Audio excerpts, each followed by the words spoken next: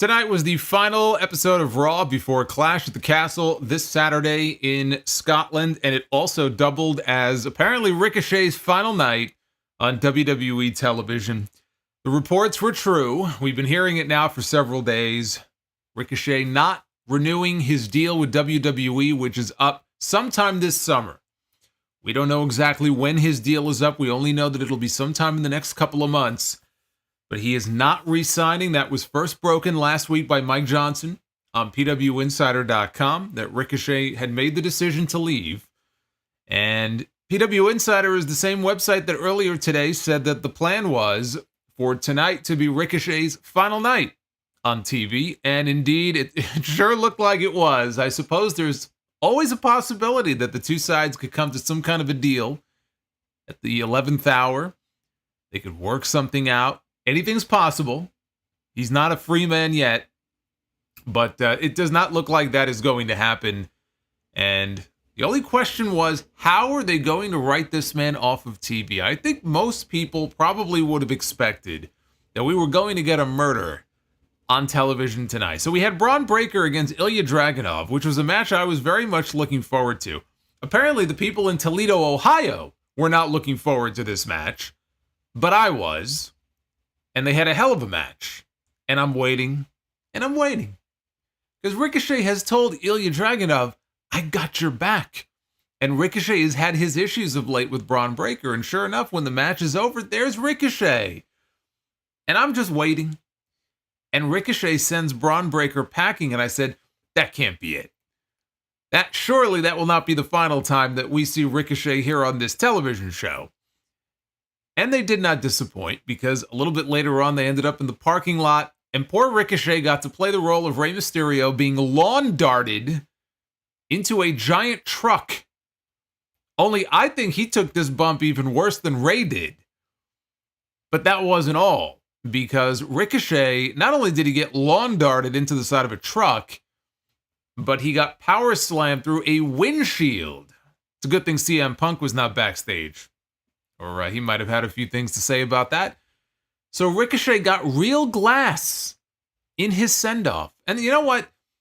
In terms of send-offs on TV, I think it worked out well for all involved. I think that if I were leaving the company and I had the opportunity to give my 2 cents on how I would like to be written out of the show. Yeah, it's kind of like being in a TV show or a movie. If I were an actor and I had the right to pick the role that I wanted to be in, I would want to get killed on the way out. Like, it's like Liv Morgan, right? She was on that episode of Chucky last year. She's a big Chucky fan. She thought it was the coolest thing to go appear on Chucky and get killed off by the doll. Now, if you're a Chucky fan, of course, every Chucky fan would love to be in a movie or a Chucky TV show and get killed. If I were on a TV show, I would just, come up with the most insane way you could possibly write me off the show. So, you know what? Ricochet got a memorable send-off. And what's even better about it is, it puts over Bron Breakker as even more of a monster than he was coming into the show tonight. And kudos to Samantha Irvin, because I'm going to talk about her when we get to that part. She played a part in this also. Samantha Irvin was also an integral part of the angle that they shot on this show tonight. But Ricochet is likely going to end up in AEW. Right? Nobody knows right now except for Ricochet himself what his plans are, where he's going to end up, what promotions, that he might be interested in working for. As I said on the podcast this weekend, my guess is wherever he lands, he's going to have the freedom to work independent. He's going to have the freedom to work wherever he wants. And we're going to get to see the Ricochet of old. We're going to see a side of Ricochet that we haven't seen in a very long time. And, if he's somebody who looks at the landscape and says, hey, this may be my last chance to get out there and work with some of these people and to remind people of who the hell I am, then good on him. It was now or never. It was either take that chance now or get locked into a long-term deal for 3 to 5 years. And Ricochet decided that it was time to go. And I wish him well, and I'm sure he's going to kill it wherever he goes. But speaking of killing, Bron Breakker was the one doing the killing on this show here tonight. The other big development on this show, outside of the end of Ricochet, we had Drew McIntyre and Finn Balor in a main event match on this show with a stipulation that if McIntyre were to win, then the Judgment Day would be banned from ringside for his World Heavyweight title match with Damian Priest this Saturday at Clash at the Castle. And if Priest were to, or Balor rather, were to win, then Priest would be allowed to have the entire Judgment Day at ringside to watch his match. The Judgment Day will not be ringside for Clash at the Castle on Saturday, and that doesn't seem to bode very well for Drew McIntyre because there is a certain someone waiting in the wings. He's been laying very low. You notice we have not had a CM Punk appearance on this television show in several weeks. Haven't even really mentioned him all that much. I mean, the crowd does every week. They chant his name. McIntyre still talks about him here and there in his promos. But I went from being convinced that McIntyre was going to win that title this weekend to now, I'm not so sure. I'm not so sure what to think. There is one element to this that still has me thinking McIntyre is going to walk out as the World Heavyweight Champion because it's just something where I can't imagine that Triple H would do this. I'll tell you what that is later.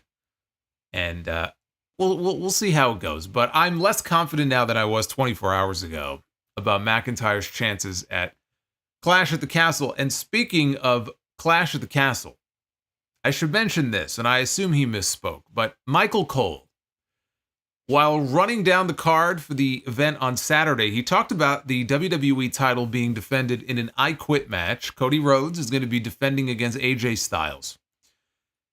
Well, as he was running down the card and he mentioned that match, Michael Cole said, and I quote, that the winner of this match will be the man who is, basically left standing. In so many words, he said, left standing, the man who can't respond to the 10 count, can't get back up and respond to the 10 count will lose, the other man will win. And he said this, and I'm sitting here and I'm going, what? Did the stipulation of this match change and they just didn't update the graphic? Like what? So he described the last man standing match. I assume he must have misspoke because those are definitely not the rules of an I Quit match. It was not a great night for Michael Cole. Between that and the fact that he mistook Rey Mysterio for Dragon Lee for about 15 seconds, I think this guy is in need of a vacation. I know that feeling well because I need one too, but I think Michael Cole may need to take some time off. And the countdown is on. For weeks now, we have been getting these QR codes. We've been getting these glitches on all of the WWE television shows. We know that Uncle Howdy is on his way. We don't know where. We don't know when. Every time somebody thinks they have it figured out, oh, he's going to be at King of the Ring, and then he wasn't at King of the Ring. Oh, he's going to be on Raw this week, and he wasn't on Raw this week. There was another QR code tonight. And this QR code takes you to this video that you see here, this countdown that you see here on your screen. You released or you refused salvation. The reckoning is inevitable. And that is a countdown clock. It is counting down to next Monday. So Uncle Howdy and the Wyatt clan are on their way. And Raw next Monday appears to be the destination. That's the good news. Because whether you are into this stuff or not, I'm just happy that we're going to get rid of the QR codes and the glitches because it's already run its course. So whatever the next big development in this story is going to be, I'm genuinely curious to see how this all plays out, but I'm glad it's finally happening. That's the good news. The bad news is that Raw next Monday is in Corpus Christi, Texas. I thought Raw was in Corpus Christi tonight, the way this crowd responded to some of these matches. But of all the places to do this reveal, if in fact it is taking place next Monday, Corpus Christi, Texas. Come on now. Really? I'm sure there are fine people. I have listeners in Corpus Christi. For whatever reason, when you get them all together in a building for a WWE event, They're zombified. Hopefully they have a little life to them next week. They're going to do the big reveal there. There were some developments on the show as far as the Bron Breakker, Dragunov, Ricochet stuff. They played things out for the PLE on Saturday as far as the Drew McIntyre Judgment Day story, the Sami Zayn, Chad Gable Alpha Academy story. You know, there were some key things that happened on the show. As a whole, this was not a terribly exciting episode of Raw. This was not a great show, at least as far as keeping my interest. Not one of the better Raws, but the key stuff I thought was good enough, and we're going to cover all of it here because it is all about Clash at the Castle. But this is your Monday Night Raw review for June 10th, 2024. I am the Solomonster. Off is a direction you can fuck. That's right. That's what WWE said to Ricochet tonight. Off is the direction you can fuck. Thanks for coming, Ricochet. Like and subscribe. Got the new $12 super chat added the other day if you want to play around with that. I also have to give a quick plug here. For those of you who may have missed it, if you are a channel member, you got a treat. Because I went and recorded nearly half an hour an NXT Battleground review after last night's NXT show from the UFC Apex. Very interesting show, so if you want my thoughts on that, it is exclusively for channel members. It is up right now. I know some people sometimes don't get the notifications, so if you didn't, you can go check that out after I'm done here. And if you are not a channel member, now would be a great time to become one. Shout out to all of our skulls. 12 months is all of our red skulls. 24 months gold. 36 months green. I don't think we have any blue skulls. That would be 48 months and above, but you can become a channel member at any time, and I thank you for doing so. But yes, go ahead and check out that NXT review talking about Jordynne Grace and Roxanne Perez making history last night. Ethan Page making his in-ring NXT debut. We have a new NXT North American Women's Champion as well. So you can go check that out. The number one contender for the World Heavyweight Championship this Saturday, Drew McIntyre, was out to the ring to open the show tonight. It's the amazing Gunther. Oh, Gunther is opening the show. Jerry Lawler loves Gunther. Look at this. Magnificent. All hail Gunther. Look at this. Best murder in wrestling history. This one was good, says Dark Effect, dropping a $50 Gunther bomb. Coming at you! I love it, Dark Effect. Thank you for getting us started hot here on a Monday. I am the learning tree. Oh, no. And the El Masse, too, man. Hey, it's good to see you, brother. Let's all sit under the learning tree. It's not even Wednesday. That's what I love to see. Thank you, though. Thank you, guys. I'm going to get to all your super chats here. You'll see them pop it up, but we'll hang out and read them a little later on. Drew McIntyre, though. We've got to talk about him first, because Drew McIntyre opened the show. He was received by chants of CM Punk and didn't really even have a chance to say anything. He was almost instantly interrupted by the Judgment Day, minus Dominic Mysterio. He was the only one who didn't come out. So it was Damian Priest, Finn Balor, and JD McDonough. Although I don't think Carlito wasn't out there either, although he was all over the show with them in every other segment. So the fans gave Priest the what treatment. We saw them do this to Piper Niven on SmackDown last week. Ruined the entire promo. Damian Priest here just ignored it, kept going. But they were giving him the what treatment because I guess sadly the brain-eating amoebas that you've heard about in certain states like Florida, sometimes they're in the water. Texas, you've heard about it there. Apparently it's traveled to Toledo, Ohio. It's been eating away at people's brains. Hence the what chance. So Priest said that McIntyre made it personal by suggesting that he needs the Judgment Day in order to be the World Heavyweight Champion. Uncle Howdy is a jobber, says Anis. Man hasn't even debuted yet. Already he's getting heat. He's being called a jobber. How about we wait and see how this is all going to play out before we trash the entire thing. Just a thought. I may end up trashing it myself, but I'm going to give it a chance to play out first before I prejudge the entire storyline. Because more so, you know what? We haven't seen Dexter Lumis. We haven't seen Nikki Cross and some of these people in a very long time. Joe Gacy apparently is being called up. Let's give it a shot. See how it all turns out. So Priest said that he was heading into McIntyre's territory this weekend in front of his people and would still put him down. He said that as much as he loves his crew, he doesn't need the Judgment Day or anybody else to be the champion. He said, I am the champion because I'm Damian Priest. McIntyre said that it's the same old speech. He doesn't give a damn what Priest has to say. He said, the only chance that Priest has are the idiots that walked out to the ring with him.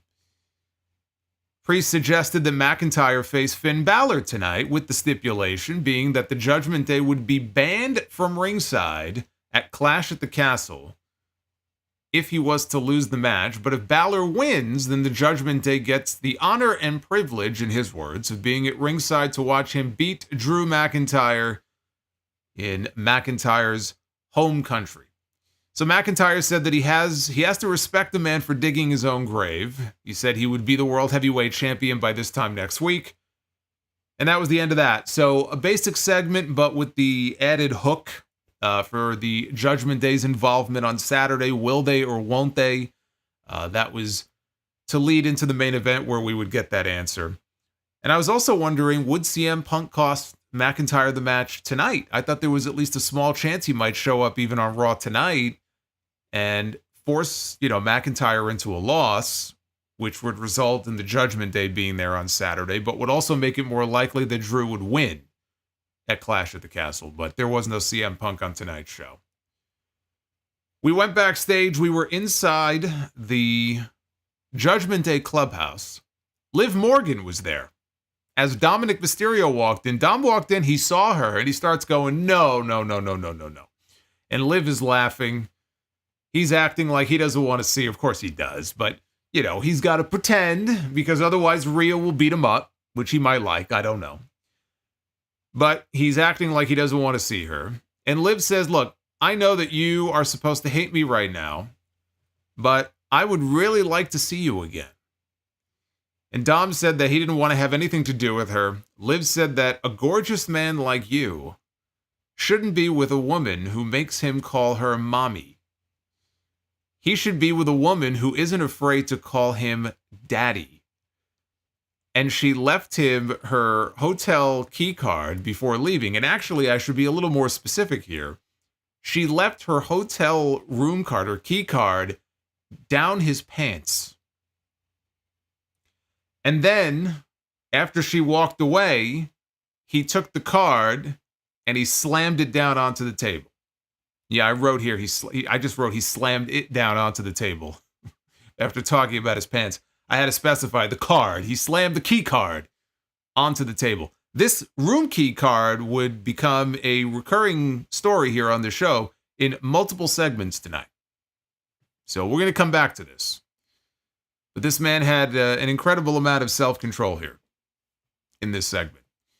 We had a Queen of the Ring tournament rematch pitting Bird Girl Lyra Valkyria one-on-one against IYO SKY, who had Kairi Sane and Dakota Kai in her corner. I am the learning tree. Well, it is... Thanks, guys. Oh, you're welcome. It's Oz and Glorious. The $12 learning tree. There he goes. Look, everyone, it's Samoa BRO. And Samoa BRO follows. At this rate, we're going to have more learning tree segments on this show than Dynamite had last Wednesday. What else would be slamming on the table, Solo? I don't know. Leave that to your imagination. I didn't say. I enjoyed their first match, IYO SKY and Lyra Valkyria. Their first match, if you remember, they went 20 minutes. That was in the semifinals of the Queen of the Ring. They did not go 20 minutes here. In fact, they had half the amount of time. But this was really good. There was a moonsault attempt by IYO that was avoided by Lyra, who went for a flash roll-up for a near fall. Valkyria hit IYO with her Nightwing finish, but she was so close to the ropes. Dakota Kai broke up the count without the referee even seeing it. Valkyria got up, not very happy about the interference, and she hit a drop kick through the ropes that wiped out both Dakota and Kairi out on the floor. So she went to the top. IYO, though, got up and crotched her, and then followed up with a Meteora in the corner. After she crotched her, and then she fell down in the corner. So then she hit the Meteora. IYO went up top, went for her over the moonsault, but Lyra got her knees up. She tried again for Nightwing, but IYO yanked on her hair, got a crucifix, and took her over and pinned her. So Lyra won the first one. IYO got the win here in the rematch. After the match was over, Dakota and Kairi get in the ring. They're attacking Lyra. IYO is joining them in the assault. And then it looked like they were leaving. IYO went back to the ring, and she starts beating up on this girl again. And Kairi and Dakota had a look on their face like, what do we do here? You know, IYO's been a little unhinged over the last few weeks. So even they looked like they were taken aback by what they were seeing. Caden Carter and Katana Chance ran out to make the save, and IYO told the rest of Damage Control at that point it was time to back off, and they left the ring. So Lyra continues to put in solid performances. There are some weeks where the crowd feels a little more invested than others. Sometimes they're quiet. Sometimes they're a little more, energetic for her matches. But her work is rock solid. She's already had a bunch of really good matches so far on TV. IYO, like I said, gets her win back from the Queen of the Ring. And now we've got ourselves a 6-woman tag team match on tap. You know, whenever they're ready to do it. I didn't recognize if they announced it for next week, but if not next week, that should be coming up very soon. And we were not done with Damage Control either. We'll get to them a little bit later on. The Miz was backstage. He was looking for his tag team partner. He was looking for R-Truth. Bumped into Sami Zayn and said, have you seen him? And Sami said, no, I haven't. So Miz left. Sami starts walking down the hallway. He comes upon Maxine Dupree and Tozawa. And he goes over to them and he apologizes for everything that happened last week. And he asks Maxine, are you okay? Is your ankle okay? Because she had her foot in a boot. Remember, she got knocked off the apron last week inadvertently. So she's in a walking boot now. So he wants to know if they're okay. Otis walks in. And Sami's like, I guess that's my cue to leave. Because he and Otis have a non-title match on the show tonight. And Otis stops him and says, Sami, wait. And he says, he tries to apologize for what he did to him last week when he gave him that world's strongest slam. He says, I just lost it. And Sami said that he understood Otis's plight. And then Otis talked about how he has lost everything. This man has lost everything in his life. He said he lost his peach, which is a reference to Mandy Rose. He lost his Tucky. Remember Tucky? Remember Heavy Machinery? Once upon a time? So he lost Tucker, and he lost his Money in the Bank briefcase. He said that without them, he was nothing. And Chad Gable brought him in. He brought him new meaning. He says, Maxine is my sister. Tozawa is my brother. Sami said that Otis didn't have to keep taking Gable's abuse. Told him to think hard about it. And he left Otis and the Academy to their thoughts. We return to the Judgment Day clubhouse. And Damian Priest enters the clubhouse and he wonders, what's going on with this hotel card, this key card that I keep hearing about from Liv Morgan. He wants to know what's going on there. So the card in question has now gone missing at this point. Okay, they don't know where the card is. Priest is wondering where it's disappeared to. Dominic acted like he didn't know. That fucking card jumped back in his pants and told him, you better not mess this up. That's what that card did. You better get your ass out of here, and you better get your ass to that hotel. I think that card took on a life of its own. We got a Ludwig Kaiser video package with him talking about how he beat Sheamus last week and how he deserved to be on top, and anybody who dared to oppose him would be illuminated. And he also made reference to being in the Money in the Bank ladder match this year. So they did mention on the show tonight that the qualifying matches for Money in the Bank kick off next week. So after Clash at the Castle, the build begins right away to Money in the Bank. Safe bet that Kaiser will end up being in that match. We had Rey Mysterio, Dragon Lee, and Braun Strowman against Carlito, JD McDonough, and Dominic Mysterio, who had his elbow all wrapped up. This was his first match in 2 months. His first match since April 15th. Carlito tried to attack Strowman, but he got beeled halfway across the ring for his troubles. Carlito then tagged in Dominic. Ray tagged in, so we were about to get father and son. Once Ray tagged in, though, Dom immediately tagged out to McDonough.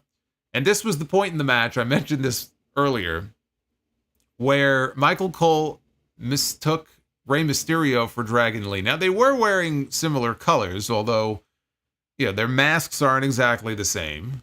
Dragon Lee has the sash, or whatever you want to call it, on the back. But Michael Cole was just continuing to talk about Dragon Lee, even though Rey Mysterio is in the ring. And it took him a good 10 to 12 seconds before he realized, oh, that's Rey Mysterio. I'm sorry. Yeah. I was wondering how long it was going to take for him to realize that he was talking about the wrong guy. So the heels worked over Ray for a while. He tried to mount a comeback on Carlito, but that got extinguished. Carlito punched Dragon Lee. He was out on the apron. He punched him in the face. Mysterio again created some separation, finally allowed him to try to tag in Braun Strowman, but McDonough and Dominic were there. They pulled Strowman down from the apron and then rammed him backwards into the barricade. Eventually, Ray planted, and when I say planted, I mean he absolutely planted JD McDonough with a DDT. That gave him time to tag in Dragon Lee. Lee got Carlito trapped at a tree of woe and stomped him off the top. Dominic drop-kicked his deadbeat father to the outside. And then suddenly, Dom is standing there, and his attention is diverted to something that we can't see initially. It's off camera. But then we see that it's Liv Morgan. And she is on the apron. So Dom went to the floor, and he tried to, basically shoo her away like a mosquito. A sexy blonde mosquito. When Zelina Vega attacked Liv, she nailed Liv from behind, knocked her off the apron. Of course, she collides with Dominic. She lands on top of him. He's on the ground. She is now mounting Dominic Mysterio in the aisleway. I think I saw there's a little kid, I think, in the front row, like right on the edge of the aisle, just kind of looking over at this. Probably wondering, what's going to happen here? So she's sitting on top of him. She's starting to, caress him and stroke him. Not that part of him, but whatever. She's caressing him or whatever. She's into him, right? She's all about Dom. And I'm looking at this and I'm going, man, Rhea Ripley is going to murder this woman. Rhea Ripley may murder both of them. If there's one person on the roster that Bron Breakker fears, it's Rhea Ripley. So this woman had lust in her eyes. But Zelina Vega came over, went outside, pulled her off of him. They started fighting before they got pulled apart. Meanwhile, Bron Breakker, or not Bron Breakker, I mentioned Bron Breakker. Braun Strowman, got my B's mixed up there. Braun Strowman rises from the dead. He looks half dead. He's stumbling to his feet. He gets back to an upright position. I'm sure Dom laying on the ground, he too was in an upright position. I mean, who wouldn't be? But he gets up and he sees all the members of the Judgment Day are scattered around outside, and that could only mean one thing. Oh yes, that means the Strowman Express is back in service. And so Braun does a lap around the ring. He barrels through Dominic. He knocks through JD McDonough. He shoulder tackles Carlito. He knocks all of them down one by one. In the ring, hits a running power slam, followed by Dragon Lee leaping off of Strowman's shoulders for a splash onto Carlito to give the LWO the win. Now, I know this bothers some people, that Carlito is basically a jobber on this show. I mean, that's the role that he is in. That's the role that he was designated for. His role is not to be a featured guy who's going to get over on their younger talent. He's not somebody who's going to be pushed to a title. This is what he's on the show to do. It was pretty clear from the moment they signed him that they weren't really planning on doing anything significant with him, although he's gotten significant TV time over the last couple of weeks. I'm sure he doesn't mind being in 4 or 5 different segments on the same show. That'd be fine with me, too, if they wanted to put me in that many segments. We got a video package highlighting Ilya Dragunov, who called Bron Breakker the Golden Child. Dragunov said that he would make Breakker suffer. And he said the only escape would be when he is done breaking him. Bye-bye, Bron. Say so long to the Strowman Express. Backstage. So that was the Ilya Dragunov video package. Now we come back live, and in the back we got our first, but not our last, our first of 3 Ricochet sightings on this show. And he's telling Dragunov that Bukkake. I'm the Bukkake Ghost. Oh my goodness. See, I think that was Liv Morgan's hotel room. Is what we just. Roman Reigns gently down the stream. That was Dominic from Liv Morgan's hotel room. Row Roman Reigns gently down the stream. Hey, Alex, thank you for rowing Roman Reigns down the stream here live in Abu Sika with the $69 Bukkake Ghost. You know, because the ghost goes boo. Get it? Always good to see the ghost. I don't know what's going on here. This is just pure insanity. We go from whatever that was to the learning tree to I mean, I don't know what's going on anymore. We just it's pure madness here on these streams. But see, but that's what I love about it. You never know what you're going to hear. You never know what you're going to see. I love it. So Ricochet and Ilya Dragunov are speaking in the back. Ricochet tells Dragunov that he knows what he's capable of, and he knew that he would show Bron Breakker tonight what he's all about. Dragunov said that he would slay the monster, and then he and Ricochet could have another round once he was finished with Bron Breakker. And Ricochet said, "You read my mind?" And he said that he was going to have his back later tonight. You know, I've watched movies before. You know how when you watch a movie, there's always that one character that you know is going to die. You don't know how necessarily, but you just know, right? A lot of horror movies are like that. But there's always that one character. That was Ricochet on this show. I knew that this man's fate was sealed. I just didn't know how bad it was going to be. I didn't know what they were going to do. But I knew it was coming. It's that feeling of dread. Elsewhere, Damage Control was in the back. Dakota Kai asked IYO SKY, what happened out there? You know, again, it was like IYO lost her head. She was going mad. She wants to know, are you okay? What's going on here? And IYO said that she took care of it. And then she screams out in frustration. It looks like she's pulling her hair out.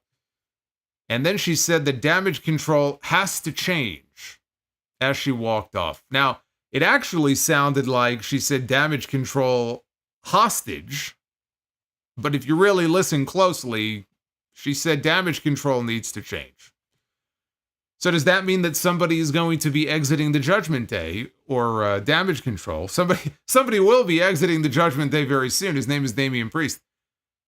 But is somebody going to be leaving Damage Control and going babyface, or is that a reference to them potentially adding somebody? Now, Asuka just had knee surgery. She tweeted out photos. She's going to be out for a while. Are they looking for a new member? You know, if so, I don't know who that would be. Julie is coming in soon, but she's going to be exclusive to NXT as far as her WWE stuff. And she won't even be full-time initially. So it's not her.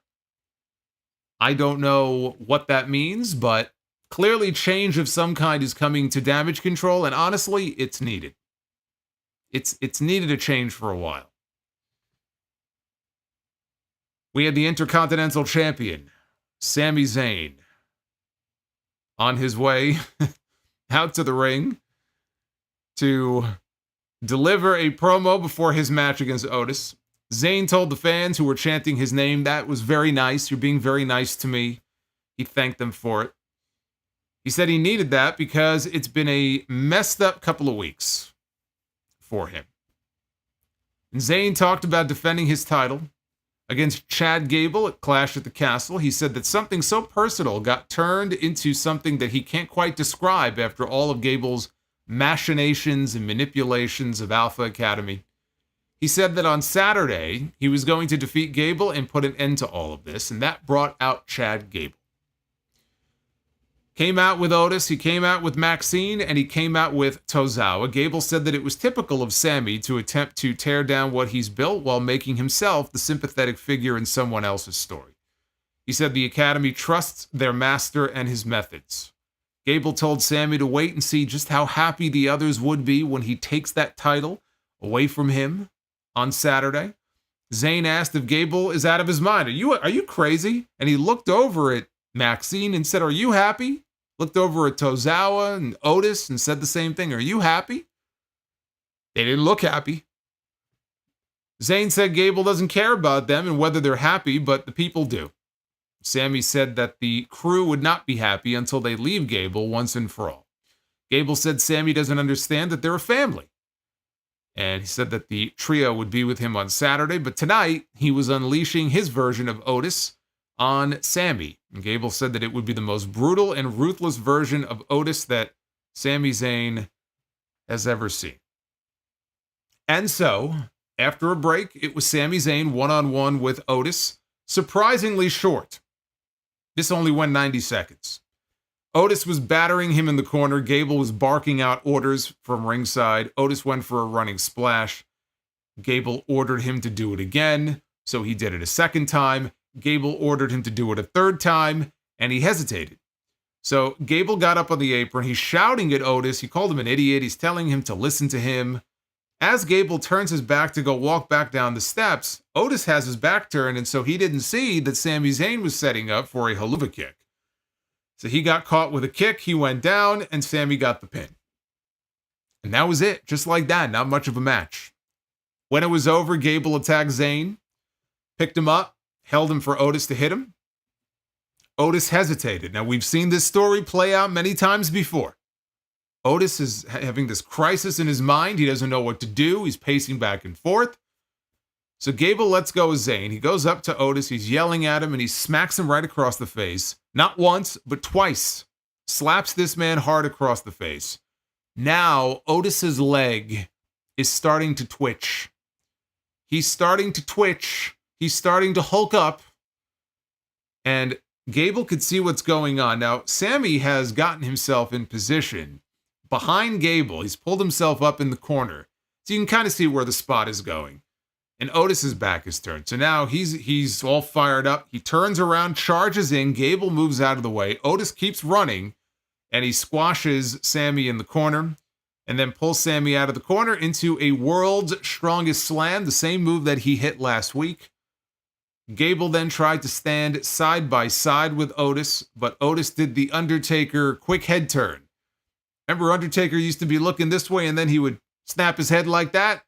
That's what Otis did to Gable. Now the crowd is starting to come alive because they're thinking, oh, this may be it. This may finally be it, right? You got people in the crowd, literally, they have signs that say free Otis, right? They're dying for this man to finally break out on his own, break free of this man's spell, and beat the crap out of him. And Gable starts begging off. He backs into the corner. He's cowering in the corner. Don't hit me, don't hit me. And Otis, he cocks his fist. He picks his fist up in the air like he's going to hit him. And then he turns away. Can't do it. Can't bring himself to do it. His only friend in the world, his coach. You heard him. He lost everything. He lost Mandy Rose. He lost Tucky. He lost his Money in the Bank briefcase. You know, he lost his phone. He lost his wallet. He lost everything. Can't bring himself to strike Chad Gable. Turns away and the fans boo. And that was the segment. This was the weakest of all the segments they've done because really this was a rehash of what we've already seen a few times by this point. Again, the crowd is into it because they have really done a good job of building sympathy up for these Alpha Academy characters and Otis more than anybody else. And every week people just think, okay, this is going to be the night, we're going to get to see it, and then they don't give it to them. But clearly they are really setting things up for the show on Saturday. Something is going to happen with Otis. The only thing we don't know is this going to be the moment that Otis hits Gable, or is this going to be something where Otis reacts and it backfires and Gable wins. He doesn't intend to help him win, but he does, and that's how Gable wins the Intercontinental title. And Otis is still conflicted because, well, he didn't mean to do that. It's going to be one or the other. We just don't know which finish they're going to go with. Mike Johnson had an update. You know, I keep talking about Ricochet and him leaving WWE and his contract status. Chad Gable is another one whose contract either is about to be up or was up this past week with WWE. And I can't imagine if it was that he's working without a contract. If anything, he would have signed maybe a short extension.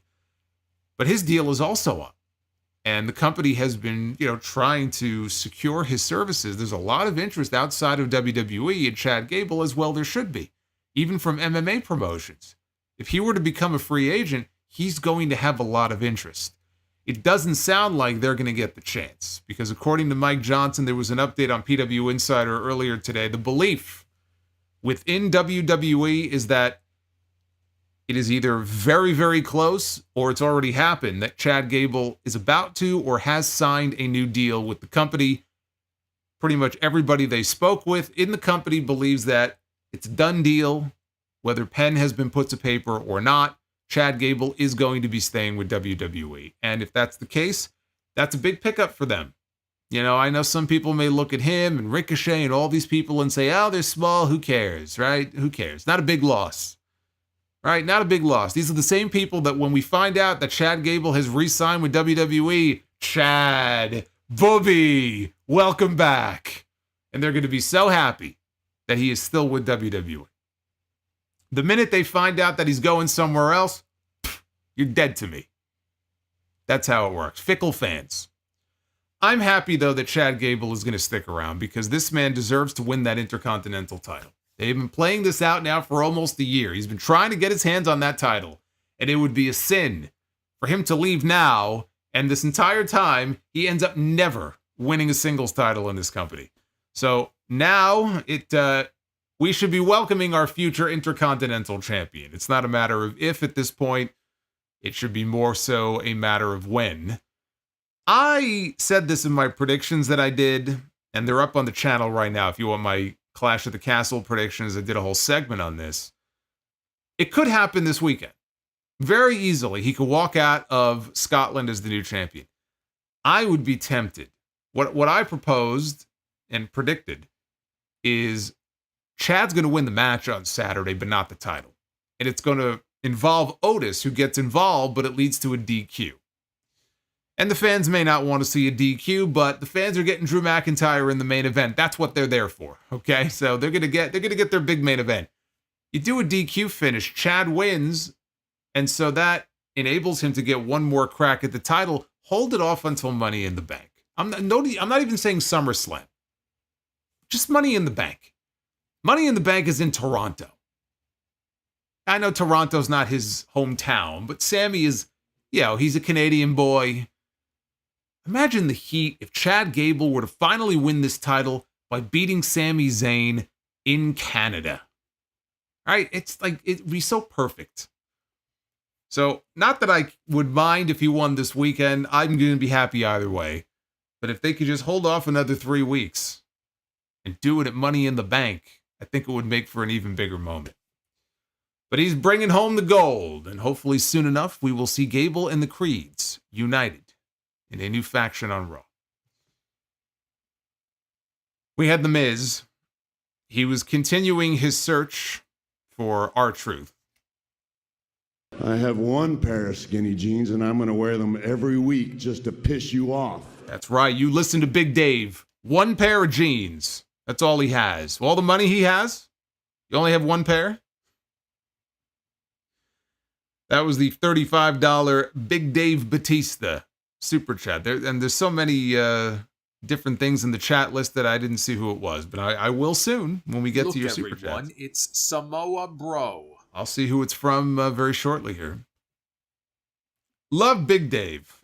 Hope Big Dave is doing well. Big Dave, of all the wrestlers that have gone on to become actors and have careers in Hollywood, Cena, Rock, I still maintain Batista is the best actual actor out of all of them. I really enjoy his work. The work I see him in, I really enjoy his work. So The Miz is looking for R-Truth, like he's a dog. Have you seen my dog back here somewhere? He's been looking for this guy the entire show. Miz spots Sonya Deville. She's standing in the hallway having a conversation with Natalya, another star on the roster whose contract is up very soon and has not yet signed a new deal. So Sonya says, yeah, he went by here, but that was earlier. And so finally he finds R-Truth. And Truth says that we have a title match tonight against the APA, Farouk and Bradshaw. Of course, he was referring to AOP. He said that that was according to a fortune teller that he found. Scarlett turned out to be that fortune teller, and Scarlett shows up, tells Truth that it was a pleasure reading you your fortune. And she hands Miz the tarot card of death. You know how I know that? Because it literally said death on the card. And she said that AOP looks forward to seeing them in the ring tonight. And Truth ended the segment by saying, we're going to die tonight. No, Truth, no. Ricochet is going to die tonight. You're okay. It's poor Ricochet who is not going to make it out of the show in one piece. Michael Cole announced that Cody Rhodes, the WWE champion, undisputed, although I don't know what that means anymore. What does that mean? We have a World Heavyweight Championship match in the main event on Saturday. Why are we still calling this the Undisputed title? But Cody Rhodes is going to appear on NXT tomorrow night. He's got a surprise of some kind. Getting ready for that big CW debut this fall. You got to start bringing up more main roster guys. You know, as the closer we get to October, you're going to see Cody. You're going to see Roman Reigns at the Performance Center. It's going to be ridiculous. Maybe they'll bring The Undertaker back. Cole congratulated Kalani Jordan for becoming the first NXT Women's North American Champion. They showed footage of her win in the ladder match last night. If you want my thoughts on that match, that's part of my NXT Battleground review up on the channel for channel members. We had Zoe Stark and Shayna Baszler against Alba Fire and Isla Dawn. Bianca Belair and Jade Cargill were there, the women's tag team champions. They took a seat at ringside to watch and scout their opponents on Saturday. Isla Dawn started the match by drop-kicking Baszler right in her injured knee that was hurt in her NXT Underground match. That was another match on the card last night. It was her against Lola Vice. Dawn and Fire, they had the upper hand on Zoe Stark after a while. She fought back and flattened Isla with a clothesline, tried to go for a tag to Baszler, but Shayna was down. There was nobody to tag. Alba and Isla hit a double team move on Zoe as Baszler finally returned. She got tagged in. Baszler stomped on Alba's shoulder. Ultimately, she got the Kirifuda clutch locked on and put Alba to sleep for the ref stoppage.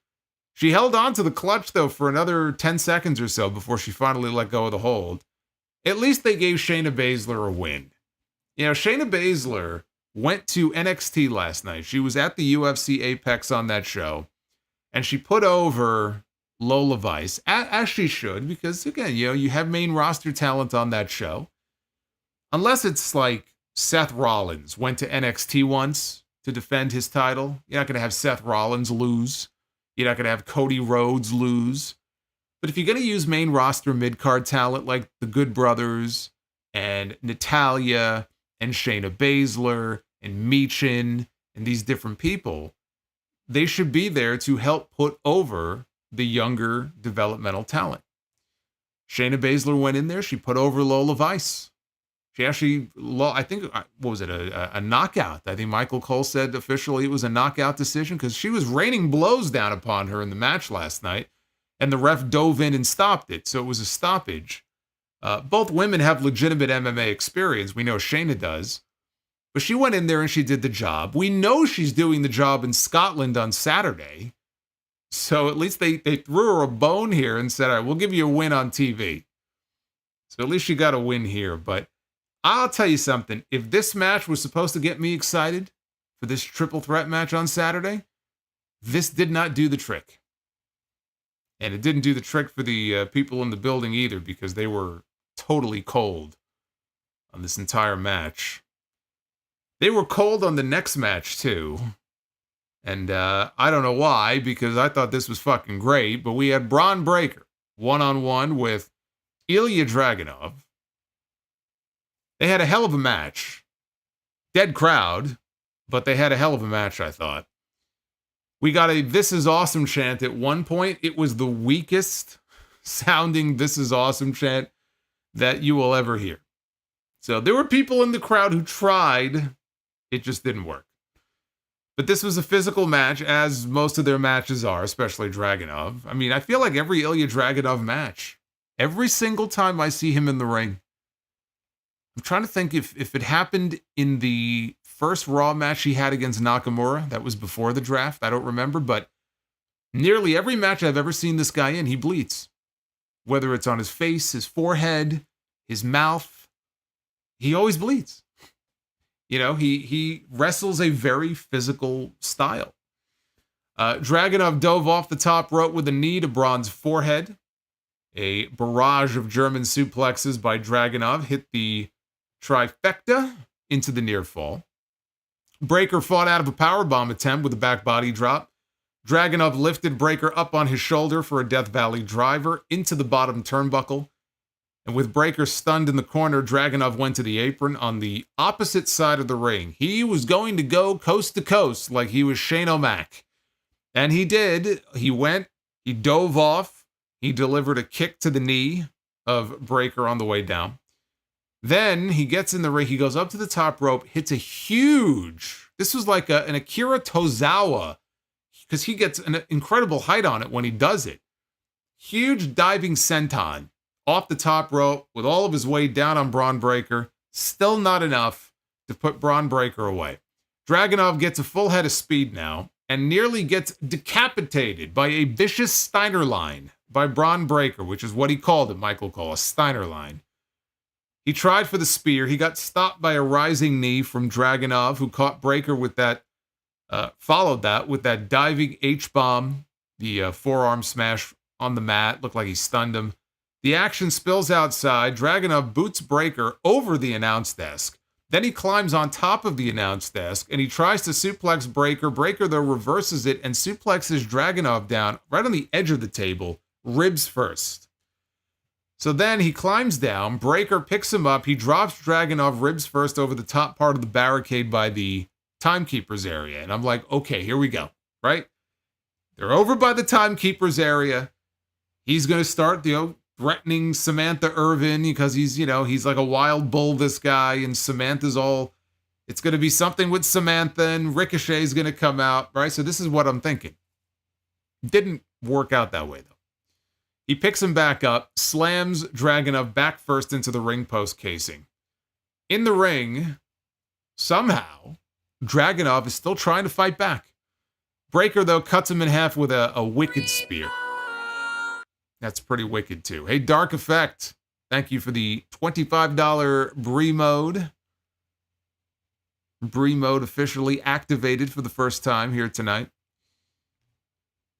So he cuts him in half with this wicked spear. Dragunov has enough sense, though, to roll to the floor, so Bron was not able to pin him. So he goes outside instead, and he bulldozes through this man with a second spear out on the floor. Referee Eddie Orengo, he starts laying down the count. He got all the way up to 9. Dragunov was able to drag himself back into the ring, barely. And then Breakker killed him with a third spear and finally pinned him. So Ilya Dragunov may have lost, but it took 3 spears, and honestly, I would even go as far as to say it felt like he dominated the match. It was at least 50-50. But Dragunov looked great. And again, it took everything that Breakker had to finally put this guy away. It's not like he ran him over like he's been running over other people on this show. This was one hell of a war, and this crowd here in Toledo did not deserve this match. This match was a lot of fun. And when it was over, Bron was about to leave, but he looks back and he sees Dragunov outside the ring, and he's pulling himself up, using the barricade. And he leaves the ring, and he's going to circle around, and he's going to charge, and it looks like he's going to spear this man through the barricade. Before he could get anywhere near Ilya Dragunov, though. And the way they shot this, it really looked like he came from out of nowhere, like he came out of the sky. He obviously jumped off the barricade, Ricochet out of the crowd, off the barricade, through the air, takes out Bron Breakker, clotheslines him down to the ground. After Bron got up, Ricochet caught him with a drop kick, knocked him over the barricade and into the crowd, and then he went over to check on his buddy, Ilya Dragunov. And I'm sitting here going, he lived. He actually survived. Then I saw what time it was. It was the top of the hour. I think it was 10 p.m. I think it was the top of the 10 p.m. hour. And I'm like, okay, we have another hour before he dies. I was thinking maybe they would save it for the end of the show, but it makes sense they would have ended with McIntyre and Balor. We got another Judgment Day segment in the back. Let me tell you something, the number of Judgment Day segments on these shows the last several weeks, they are starting to rival the Learning Tree on Dynamite with the number of segments that they've had. With a tear in my eye. Yeah, I'll have tears in my eyes on Wednesday night when I have to talk about TV time with the Learning Tree. But that's for Wednesday. So yet another segment with the Judgment Day. They were all discussing Liv Morgan and the hotel key card that she left behind for Dominic, which was on the table. So I guess they found it. So it's sitting on the table in front of them, and they're all standing around this little table. So they all called the card evil. Priest said that he trusted Dominic to take care of business, and he put his foot down. He will put his foot down related to Liv Morgan. While they were all speaking, sly guy that he is, Finn Balor takes his hand, grabs the card, and swipes it off the table and puts it in his pocket. Never even looked down, just in one motion, takes the card, pockets it. This guy knows what's up. This guy knows what's going on here. He knows what he has to do. Backstage, we have Sheamus, who walks up to Drew McIntyre, his old buddy. He says, look, no, we haven't been seeing eye to eye lately, but he encouraged him to take the title on Saturday. He mentioned Ludwig Kaiser entering Money in the Bank, and he said he wants to do the same. McIntyre told him to at least give him a heads up if he's going to cash in on him. And Sheamus said that it would be just like old times. If he does, it'll be just like old times with banger after banger after banger. That's what Finn Balor is going to be doing tonight. I like that even though McIntyre is a heel and Sheamus is a babyface now, that they could still interact like normal human beings and be civil to each other and friendly with each other. And McIntyre doesn't just turn on him or ambush him. Because that's wrestling and that's what wrestlers do. They can't be trusted. I like that. Seems like a simple thing, but I like that. I'll tell you what I don't like. Awesome Truth. I'm so fucking done with this. I was done with this 2 weeks after WrestleMania. I wanted Truth to get his moment in the ladder match of WrestleMania. I wanted him to get the big payoff on the Judgment Day. That was when I thought we were going to get a straight-up tag team match and he could pin Damian Priest and win the titles for his team. And everybody would be so happy for R-Truth. And then a few weeks later, they could drop the belts to somebody else. Here we are now. We are over 2 months removed from WrestleMania. They are still the World Tag Team Champions, and I am done with it. I am just, every week, I'm waiting for them to drop these belts to anybody. And I thought tonight was going to be the night. They were defending against AOP. Prior to the match, the Final Testament were asked about AOP's upcoming match, and Karrion Kross, who shaved his Fu Manchu, his handlebar mustache, now he looks, he looks like a regular person now.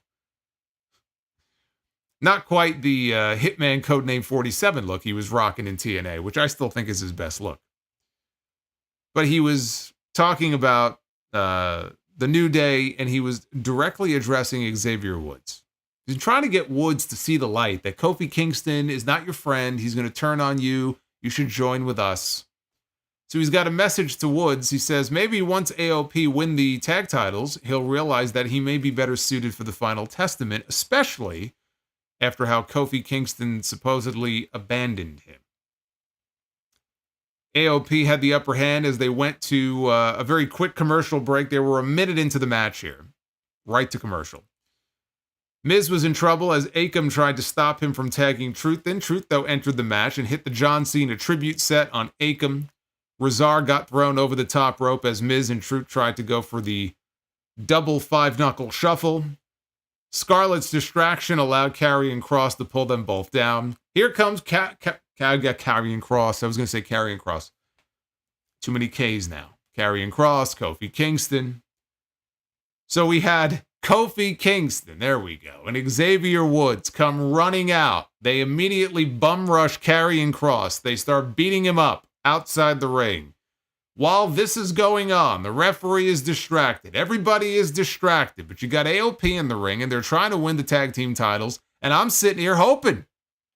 I am actually hoping, for AOP to win the tag team titles. I'm like praying for a title change here.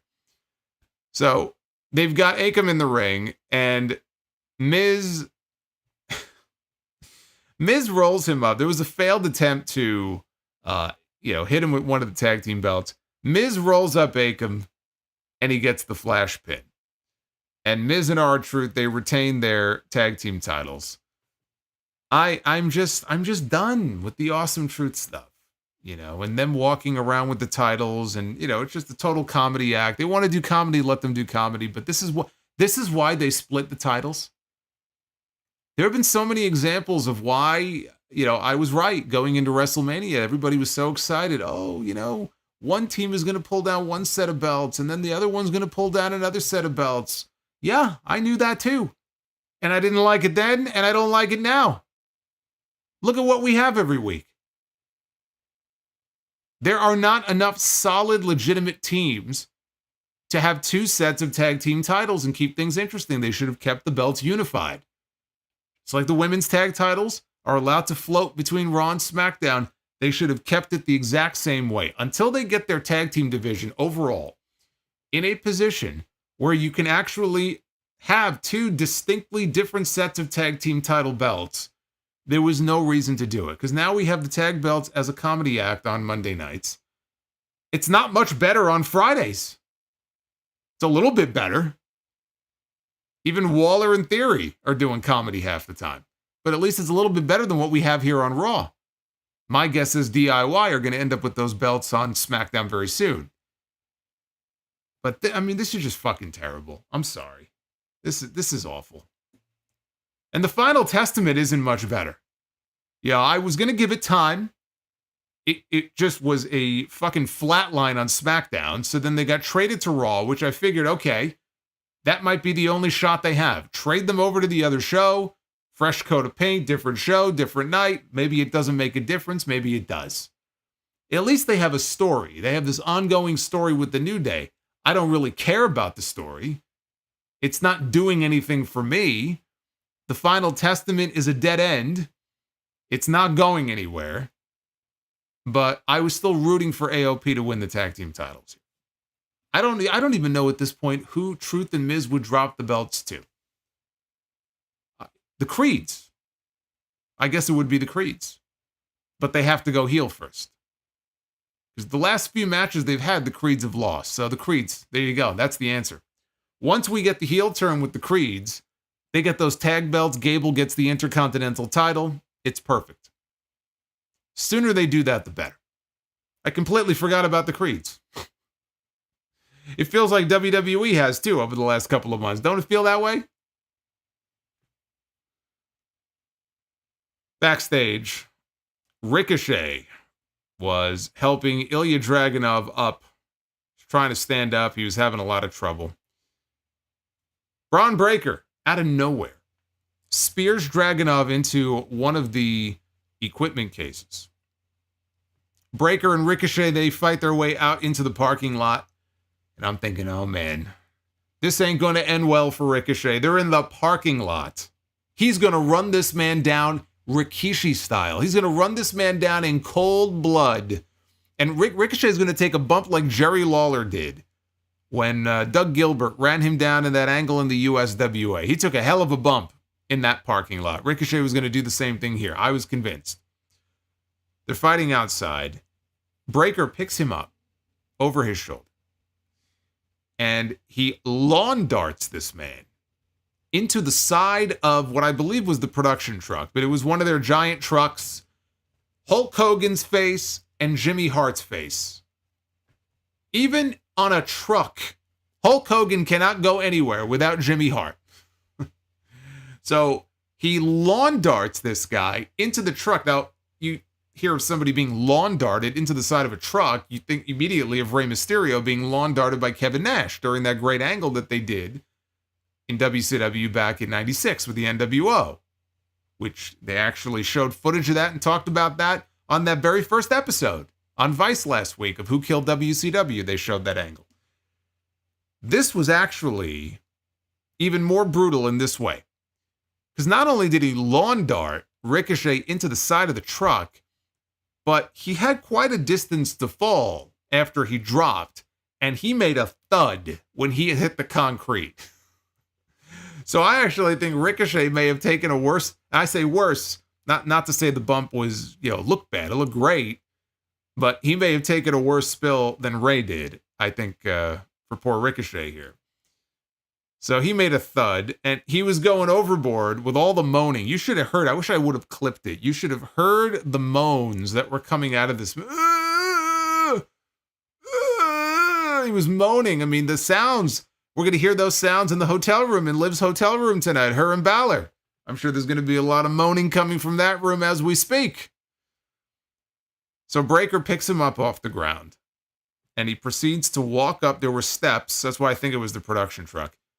Walk up some of the steps to the truck, turns around, and we see a car conveniently parked right there. He proceeds to hit a power slam off the steps, and he puts Ricochet nearly through the windshield. Real glass. And the windshield shatters, and now Ricochet he's moaning. He's laying there and he's moaning. That's what Samantha hears every night, says Chris. Oh, hey, good for him, man. Good for him. Ricochet's winning. He's winning in life. So he's laying in the windshield. He's moaning. Referees and agents come over. There's no Adam Pearce because he wasn't on the show tonight at all. They said he wasn't there. But they come out and they're trying to get help now for Ricochet, get medics. They're trying to get Bron Breakker away from him. Ricochet is telling them, I can't breathe. I can't breathe. I can't breathe. He's telling them he can't breathe. So, he played his part to a hilt. As far as all the moaning is concerned. And I said it at the beginning of the review. Look, if you are going to go out, that's the way you do it. You do it with a big angle like this. Some people are going to look at this and think that he was buried on the way out, or they're somehow punishing him. You're looking at it all wrong. Like, it wouldn't even surprise me if it was Ricochet's idea. I'm not saying it was, but this is what you want to do. You want to, it's no different than somebody who is leaving the territory and is going to go out and do a job, and they're going to go out on their back. That's how it happens in a lot of places. That's how it happens traditionally. It's the same thing here. He did a job. It just wasn't in the ring. It was in the parking lot, and he went above and beyond and took a couple of big bumps that were very memorable. And in doing so, it puts over Bron Breakker as an even bigger monster than he was coming into tonight. So why not use it to elevate the new guy on the roster and give him that much more credibility, make him that much more of a scarier force? It's exactly what I would have done. That's exactly the type of angle that you do with this person who has been part of an ongoing story with these people. It's not like this just came out of nowhere. He's been feuding with Dragunov and Bron Breakker now for weeks. It's exactly the way I would have expected it to be paid off. So I thought it was great. Now, they weren't done yet with the angle because after the break, they showed a replay of what happened, including the reaction of Samantha Irvin, who, of course, is Ricochet's fiance. She's the ring announcer. She's at ringside. She's watching on the Tron. So we saw her reaction. They come back live, and she was out in the parking lot with him as he was being loaded on a stretcher into the back of a waiting ambulance. And she was in tears. And she's telling them, I want to go with him. I want to go with him.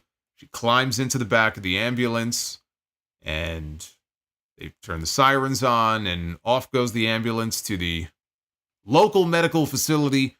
And that is our parting shot of Ricochet for the final time on WWE television. A well-done angle, and credit to Samantha Irvin, because she turned the waterworks on, and, you know, she played her part well. I'm actually happy they brought her into it. They've openly acknowledged on the show that, you know, she's his fiance. It's not like it's some big secret that they've never talked about before. It would have been weird for them to do a major heavy injury angle with Ricochet, and then the very next segment, she's out there going, Ludwig Kaiser, or something like that. I mean, it would have been fucking ridiculous. So, of course, she has to react to it and be emotional. I mean, imagine if the shoe was on the other foot, and they did an angle with the women, and let's say I'm the ring announcer, and my fiance is taken out by Rhea Ripley, and she's being loaded into an ambulance in the back, and the very next segment, I'm out there, and I'm fucking dancing with Kofi and Woods when they come out, and I'm introducing the New Day like nothing happened, right? That would be stupid. That would be stupid, and the engagement would be called off. So it made all the sense in the world to include her in this. It made the angle even better because of it. So I thought they did a very good job. And just to kind of tie things up here with Ricochet, I think that he's going to kill it wherever he goes. He's going to be doing independence. He's going to be in demand, and he's going to end up in AEW. He's going to end up wrestling Will Ospreay. We could very well be seeing Will Ospreay and Ricochet at Wembley Stadium if Will Ospreay is not challenging for the world title in the main event, which he should be. But if there was going to be any other match for him on that show, provided Ricochet is a free man by then, I mean, there's your Wembley match, right? We just don't know the exact date that his contract expires. The only thing we know is that it expires this summer. That could be at any point this month, next month, or August, or technically even September, right? Because summer, technically, you want to be real technical about it. Summer doesn't end until the third week of September. We just don't have an exact date. But no, look, I hope Ricochet kills it. I hope he goes and works with the people he wants to work with and shows people, you know, who he really is, because we have been getting Ricochet at 50, 60% of what he is capable of in WWE. And even a 50 or 60% Ricochet is an incredible performer. So imagine the things that he will do now that he is free to his own devices to go out and work the way that he wants to work. And I know that for some people, that's just not their style. They don't like it. No, that's video game wrestling. I feel that way sometimes. You know, there are matches like that I watch, and I also kind of roll my eyes. I'm like, what is this? You know, it feels like a routine. And then there are other times where I'll watch certain guys do it, and it's great. You know, it's just a matter of personal taste. But I said it, you know, on the podcast yesterday. Sometimes you have to bet on yourself. 35 years old he is now. And maybe there's certain things he just can't do anymore, you know, that he used to pull out every now and then in his younger days. You know, he's only going to get older. There's going to be things he's not able to do anymore. But if he feels like these are the last really great years of his career where he can still pull off matches like the ones he used to have with Ospreay and other people, then it's now or never. You know, I mean, what are you going to do? You're going to lock yourself into a 5-year contract, and when you're 40, be like, oh, you know what? I think it's time for me to go work with all these guys and work that crazy style. Like, this is it. You know what? It's now or never. It's not like he's not going to get paid. I was floored by all the people who were like, oh, he's not going to leave because he's engaged to Samantha Irvin, as if these people have never heard of spouses or partners or significant others working for different companies. Who knew? I mean, I know the life and schedule of a pro wrestler is very different than your average job, certainly, with all the travel, but they're going to be fine. And I doubt very seriously that was the predominant decision in ultimately the choice that he made. I'm sure it factored in there to some degree, but at the end of the day, if he was happy and satisfied and fulfilled in WWE, he would not have been murdered by Bron Breakker tonight. The fact that he was and that he is leaving tells you everything you need to know. And the only thing to say is good luck, Ricochet. I look forward to seeing where he lands and what he does. So, what that also means is we were without a ring announcer for the main event of the show, which was Drew McIntyre against Finn Balor. That is the perfect sound effect for Ricochet on this show. Hey, M. Mills could not have come in at a better moment. Thank you for the $15. They should have played that on TV the minute he got put through that windshield or lawn darted into that truck. I would have fucking died if I would have heard that. That would have been perfect. So the stipulation here, if McIntyre wins, the Judgment Day is banned from ringside at Clash at the Castle this Saturday against Damian Priest. But if Balor wins, then the Judgment Day can come out and they can stay at ringside in Scotland. Pat McAfee got up on top of the announce desk. He served as the designated ring announcer. Didn't do a half bad job either. Didn't do too badly. McIntyre hit a belly-to-belly suplex to Balor outside the ring ahead of the final commercial break.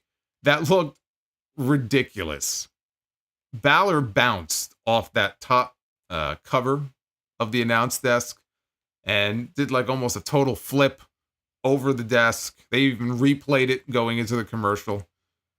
Late in the match, McIntyre went for a Claymore kick that Balor stuffed with a sling blade. Balor hit a couple of shotgun drop kicks and went up top for the double stomp. McIntyre got up, though, and he headbutted Balor, then superplexed him and covered him for a 2 count. McIntyre hit the Future Shock DDT and set up for the Claymore when Damian Priest walked out. He got up on the apron. So behind the referee's back now with him distracted, Carlito's out there, JD McDonough is out there. They got taken out by McIntyre one by one. Balor rolled up Drew for 2. Balor hit another sling blade and then a shotgun drop kick. McIntyre avoided the double stomp off the top and then hit a Claymore kick and scored the pin. Good stuff from these two, and that means that the Judgment Day is now officially banned from ringside. And Collision. CM Punk says they are banned from Collision. But they are banned from ringside now for the main event on Saturday in Scotland, which also now has me thinking, well, that just upped the chances of CM Punk getting involved and screwing, I mean, he's going to be involved anyway, but successfully being involved and screwing Drew McIntyre out of his second world championship on his second consecutive Clash at the Castle. Solo Sikoa fucked him the first time. CM Punk is going to fuck him the second time. The chances of that just went up exponentially with the Judgment Day being banned.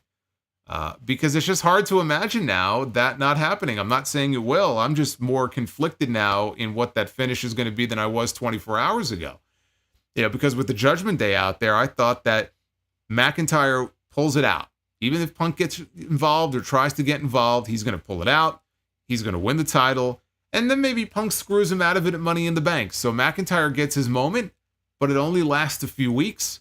He drops it back to Priest in Toronto, and it puts more heat on Punk and McIntyre for SummerSlam if that's the match, because that match doesn't need the title. You know, it could be for the title, but you're going to bring back CM Punk coming off of yet another significant injury and immediately vault him into a World Heavyweight Championship match. That just seems very dangerous to me. And it seems unnecessarily rushed. You know, Punk has not been a champion in WWE for over a decade. I think that there's a story there that you can tell without rushing him into a World Heavyweight Championship match. Now, he would have had one at WrestleMania this year, but it would have been built up properly. It just doesn't feel to me like that first match, at least the first one between McIntyre and Punk, needs to be for the title. The only thing is, and this is what I was alluding to at the beginning of the stream, the one thing that has me, thinking that McIntyre is still going to win. If Drew McIntyre goes in there and gets screwed over by CM Punk, and does not win the World Heavyweight title, is Triple H really going to put 4 Scots on this show in Scotland and have all 4 of them lose? We've got McIntyre in the main event. We've got Piper Niven, who I don't see beating Bayley for the women's title. And we have Alba Fire and Isla Dawn going for the tag team titles. Now, I do think there's a chance that we could see Alba and Isla walk out with those titles. I'm still thinking Jade and Bianca are going to win. I would not put it past them, though, to give them a feel-good moment and then have Jade and Bianca win them right back. And really, no harm, no foul, because Shayna Baszler put Alba Fire to sleep on this show tonight and kept that hold, locked on for an extra 10 seconds. She put a little something extra on that. Alba and Isla, if they return the favor and pin Zoe Stark, or if Alba pins Shayna Baszler, Bianca and Jade lose the belts without having to take the pin. And then a week later, if they win the belts back, or a Money in the Bank if they win the belts back, who cares, right? It's fine. It doesn't hurt them at all. But I still don't see it happening. So if Alba and Isla lose, and Piper Niven loses, and Drew McIntyre loses, I could see Vince McMahon doing that. But is Triple H really going to have all the Scots walk out as losers on that show? I find that very hard to believe. So I still think Drew McIntyre is likely to walk out as the World Heavyweight Champion. And even if he does, I still don't think he's walking into SummerSlam as the World Heavyweight Champion. Not to defend against Gunther. I just don't see it. I really don't. But we'll see. We'll see how things play out on Saturday at Clash at the Castle, which I will be watching, not live, because I'm not going to be here. But I will be checking it out later that night and talking about it on the podcast probably next Sunday. Let us take a look at the Twitter poll once my scary face here gets off the screen. That was my Halloween costume that year. Hey, thank you, Hoffenheim. What did you think of Raw? Do you feel him, sir? Oh, I feel him, sir. Liv Morgan feels him. The only question is which one? Is it Dom or is it Balor? I don't know. I'm not in that hotel room, so I don't know. What did you think of the final Raw before Clash at the Castle? 65% thumbs up for this show tonight, 23.6% thumbs in the middle, and 11.5% thumbs down. Those are the results so far. That is a thumbs up from all of you for Monday Night Raw. Not the strongest episode of Raw, but the Ricochet thing was very well done.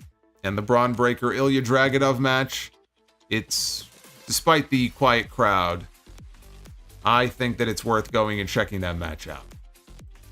I greatly enjoyed that match. Let's take a look at your super chats here. And I say thank you to everybody who has dropped the dono tonight. You guys are awesome. Let's go back to the very beginning here to Tommy Colella with a $10 super chat. Hey, Tommy, thank you, man. I don't know about you, but when Joseph said Booker T... Oh, Vic, he's talking about the NXT show last night. When Vic Joseph said, Booker, it's Dana, I mean Ash by Elegance, I laughed hard. Thank you for all that you do. Got me through the loss of my mother in January and my brother Johnny 2 years ago. Well, brother, I'm sorry for your losses, and I'm very happy that the show has been able to be an escape for you. I like hearing that. Yes, that was, and I went off on that in the NXT review. I'm like, I'm watching this match with Jordan Grace and Roxanne Perez, and now I'm talking about the match, and then I'm like, I look up and I see fucking Dana Brooke. Dana Brooke is on my screen in the middle of what is supposed to be this momentous match, this cross-promotional champion versus champion match. First time this has been done like this in WWE with TNA and NXT. And I'm looking up and I see Oh, it's Ash by Elegance. Coming out to crickets at the UFC Apex. What a moment. What a moment that was. Yes, he nearly slipped. He didn't say Dana. He was like, duh. Then he stopped himself. Forza Ferrari 90 with the $5 super chat. Watching the Strowman Express gives everyone brain damage. Make it stop. No, I think watching the Learning Tree gives everybody brain damage. More than the Strowman Express. Bobby's World with the $10 super chat. Bobby. Remember when Brock was feuding with Bobby Lashley? Bobby. Kept calling him Bobby. It's like when Brock was in the UFC. Oh gosh. Who was it that he was feuding with? Oh fuck, who was it? He was like mispronouncing the guy's name. Oh, I forgot who it was. It was so funny. I always laughed every time he would say his name, and the name just popped out of my head. And I don't remember who it was, but that's what Brock used to do. He would kind of make fun of people's names. But Bobby says, want to shout out you and everyone in the chat that wished me a happy birthday on Friday. Had to be up at 7 a.m., so I was fast asleep, as I probably will be when this super chat shows up. LOL, much love. Well, you're very welcome, and another very happy belated birthday to Bobby. The Real CSO2 with the $4.99. Do you think there's any ill will towards Ricochet for leaving? I don't think so. I'm sure they respect and admire his decision to leave. Yeah, no, I wouldn't. I wouldn't think that there's any heat. You know, it's a situation where his deal is up and he wants to take his talents elsewhere. You know, by all accounts, he's been the model employee, even though they're technically not employees. And I think it would be foolish for him to have heat because he's leaving. Stupid. You know, he's going from one job to another. And very likely one day we'll be back. Because everybody eventually comes back. So no, I wouldn't expect that there's any heat.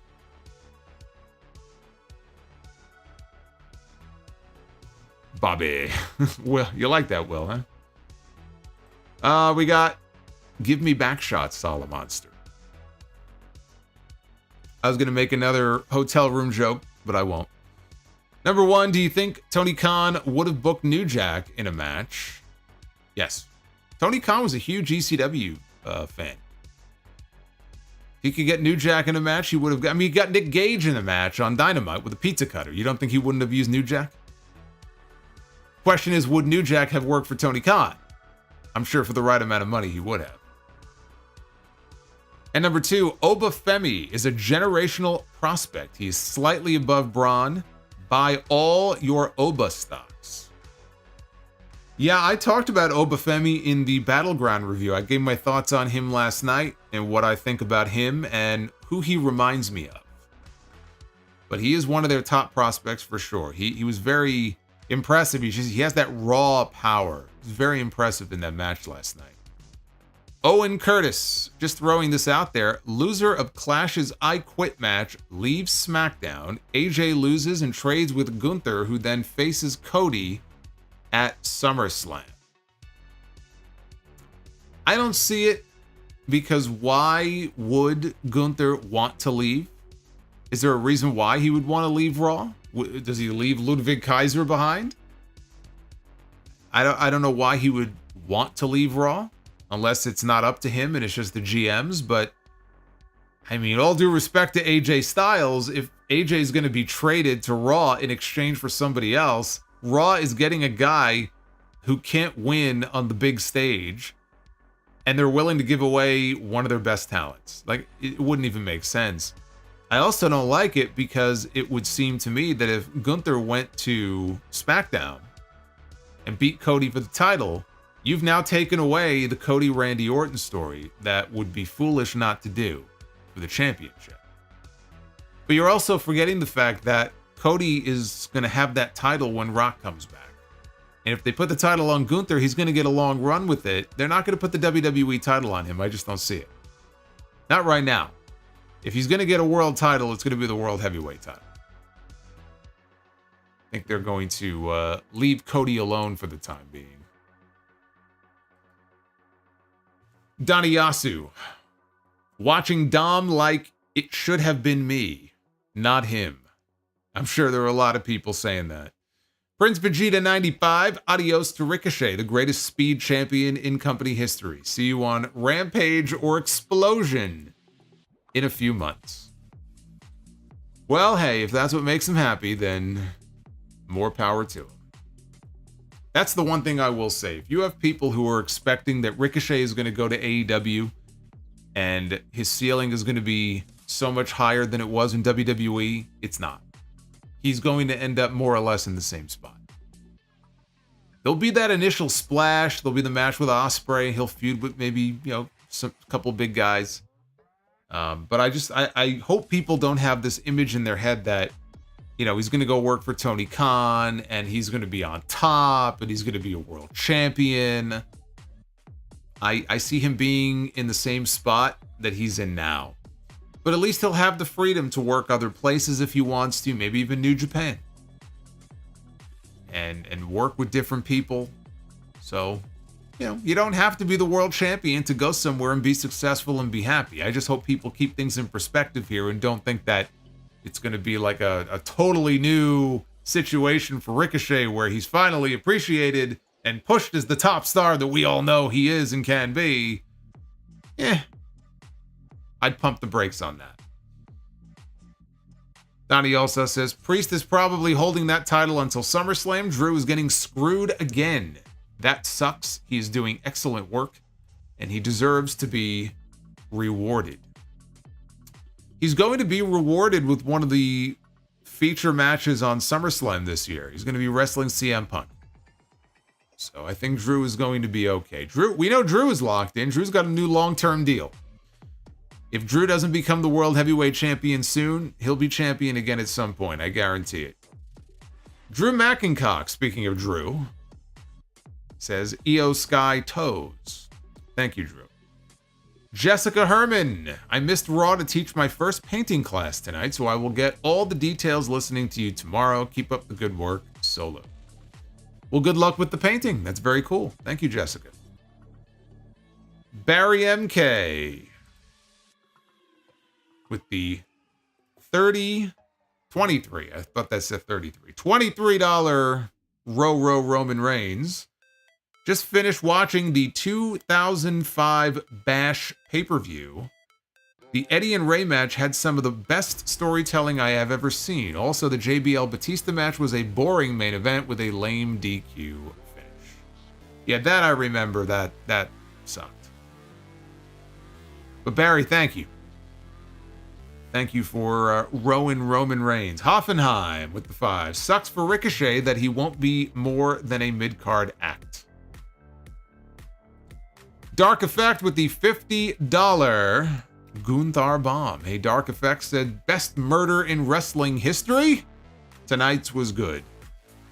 It is not the best murder in wrestling history, but I thought it was a very good angle. The best murder in wrestling history has to be Matanza Cueto on Lucha Underground, literally eating another wrestler's face off and killing him. Yeah, we saw some shit on Lucha Underground. I miss Lucha Underground. I miss it every day. Jerome Eugenio, doesn't matter what show they are in, AOPP are still geeks. Yes, they are. Certainly were tonight. El Masse with the 12. With the learning tree. He says, we're getting that Swerve versus Ricochet eliminator match. That's right. We're going to get an eliminator match on Dynamite. With Swerve, Strickland, and Ricochet. You wait and see. Offenheim says, I don't need Uncle Howdy. Well, you may not need Uncle Howdy, but what's BlissFan going to do? BlissFan needs Uncle Howdy. Rodimus Prime, what a way for Ricochet to go out. At least he got to work with real glass. That said, I am rooting for him post-WWE. I am as well. Oz and Glorious, hit that like button. Thanks, guys. Thank you for the learning tree, Oz and Glorious. Fire Panda with the $20. Liv calls Dom daddy, kisses him on TV, gives her card to her hotel room to him, and straddled him, and he still stays loyal. Dom is a better man than I am. I would have folded immediately. I think most people watching this show would have folded immediately. HBKC83, how ridiculous was it to have Steve Austin do or drop Triple H? He didn't do Triple H in his car. Drop Triple H. Actually, you know what? I don't know what they did together. The two-man power trip, who knows? I'm sure they traveled together. They worked out together. They probably did a lot of things together. That's their business. But how ridiculous was it to have Steve Austin drop Triple H in his car from a zillion feet in the air? It was your typical wacky pro wrestling segment. You know, we used to get a lot of that in WWE with cars and trucks and monster trucks and motorcycles. I mean, they love destroying automobiles. Rizzo, Dom is a better man than me. I would have folded like a cheap suit. Hoffenheim, why doesn't Liv Morgan believe? I don't know. When Uncle Howdy debuts, maybe we can find out. Abu Sika with the $69 Bukkake Ghost. The Ghost has come out tonight. The Ghost from the coast, all the way from the East Coast here, all the way out west and everything in between. The Ghost, man, we don't see him very often, but it was good to see him make an appearance tonight. Abu Sika, that is your super chat. It was all you, brother. Thank you very much. Alex with the 22. Brother Solo, how deep do you see this WWE TNA? Man, I have my screen darkened so much. So the light doesn't reflect on me that it's like I'm fucking dyslexic here. How deep do you see this WWE TNA partnership going? Can you see potential main roster talent like Cody or Moose in the other promotion? Cody, no. AJ Styles making a cameo at some point? Yes, I could see that. Right now, it's only NXT. Could it expand? It depends how the relationship goes. It's too early. It just started. Do I think there's the potential for some main roster crossover? Yes, but not on the level of a Cody Rhodes. The WWE champion is not going to appear on a TNA paper. But you know what? Again, they sometimes do those World's End shows. So having some sort of crossover NXT versus TNA show, I think is very possible. Hoffenheim. Trust me, I would have paid Liv a visit in her hotel room. And Dom will lose his man card if he does not pay her a visit. He doesn't have the card. Finn Balor has the card. Nothing he can do. Hoffenheim dropping a whole bunch of super chats. Sexy Maxine, look at this guy. Thank you, Hoffenheim. Daniel Malcolm with the $35 Batista skinny jeans. One of my favorites. Jake Jones with the $19.99. Hey Solo, long-time listener but first-time super chatter. For some reason, I thought the Bron and Ilya match was the main event and was super happy until I realized I had another hour of this. Thanks for making it worth it. Don't you hate that feeling? When you feel you've come to the main event of the show and it's the top of the hour and you realize, fuck, another hour? Tonight was one of those nights. This show should not have been 3 hours. This would have been a fine 2-hour show. 3 hours tonight was pushing it, especially in front of a very quiet audience. Jake, though, thank you, man. First time super chatter, love to see it. Dethronic78, did they turn Drew face from heel only to turn him heel again in a few days? Did they just turn Drew face from heel? I don't follow. I mean, he's going to be a face no matter what this weekend, but you know, Drew is a heel, but Drew is, it's a little more nuanced than that because Drew feels like he has been screwed over and shortchanged and just finally had enough. and took matters into his own hands. And yeah, you think back to when he was feuding with Seth Rollins and how they worked those character changes in there. I think, yeah, I like the way they went about doing it instead of it just being your traditional wrestling heel turn where just one night he just turns on the other guy. He's a heel, though. I mean, he is a heel. So I'm not sure if you're referring to the Sheamus segment. I mean, to me, that was just two friends having a chat.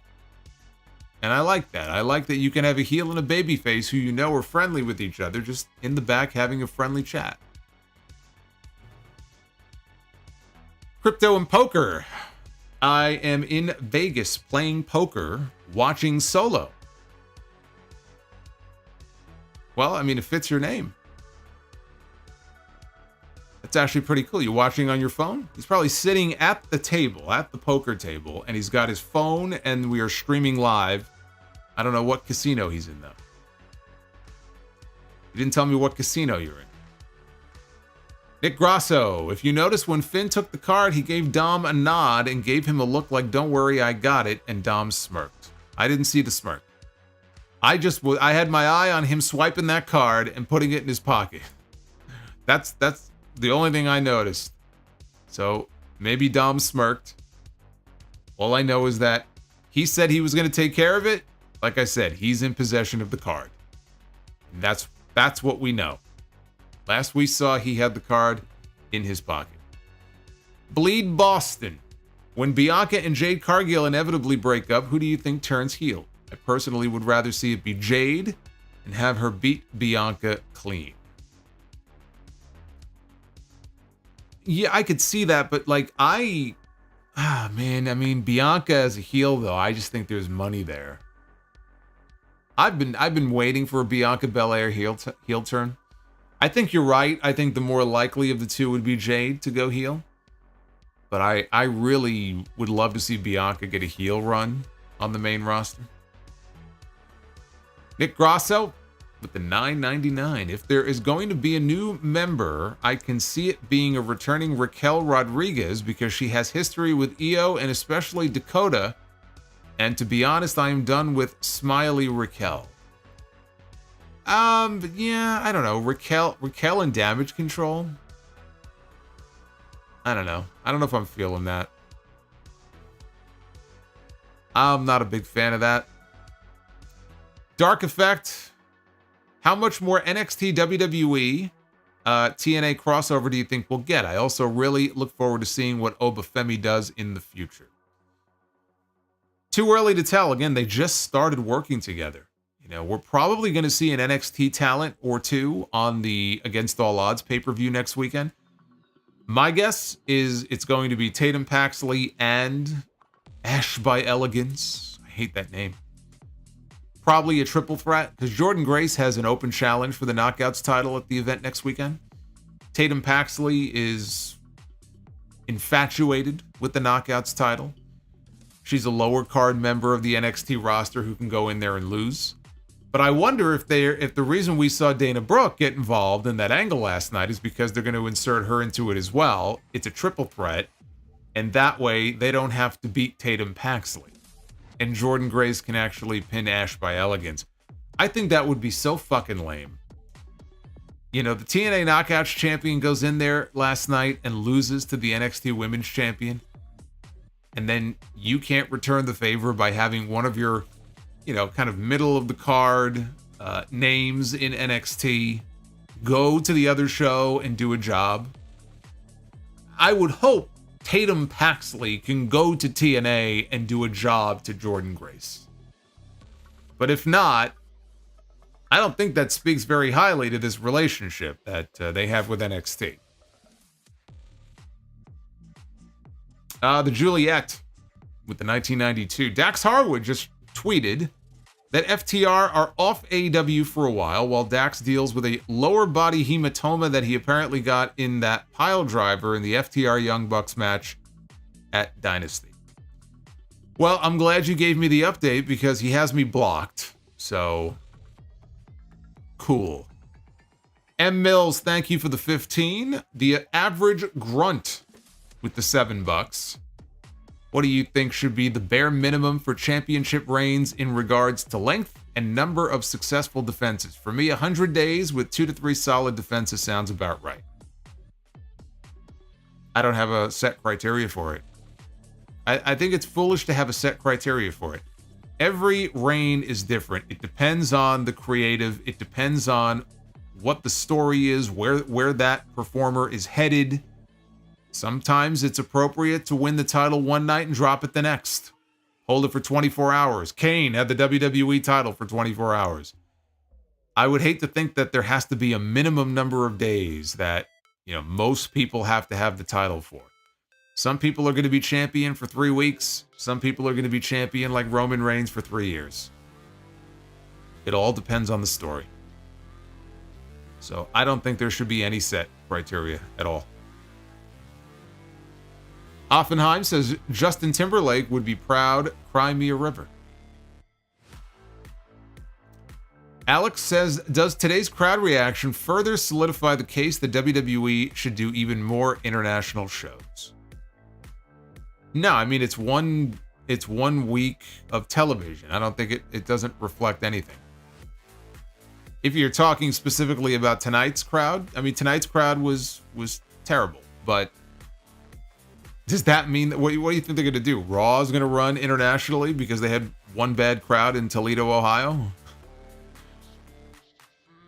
I mean, they're already doing more international shows now than they ever have. I think they just need to keep doing what they're doing. Hoffenheim, maybe WWE can invite Sir Alex Ferguson, and Scotland will be a huge party if they win against Germany on Friday in the European Championship. That's a good point. I heard about that, and I didn't realize that was coming up at the end of the week.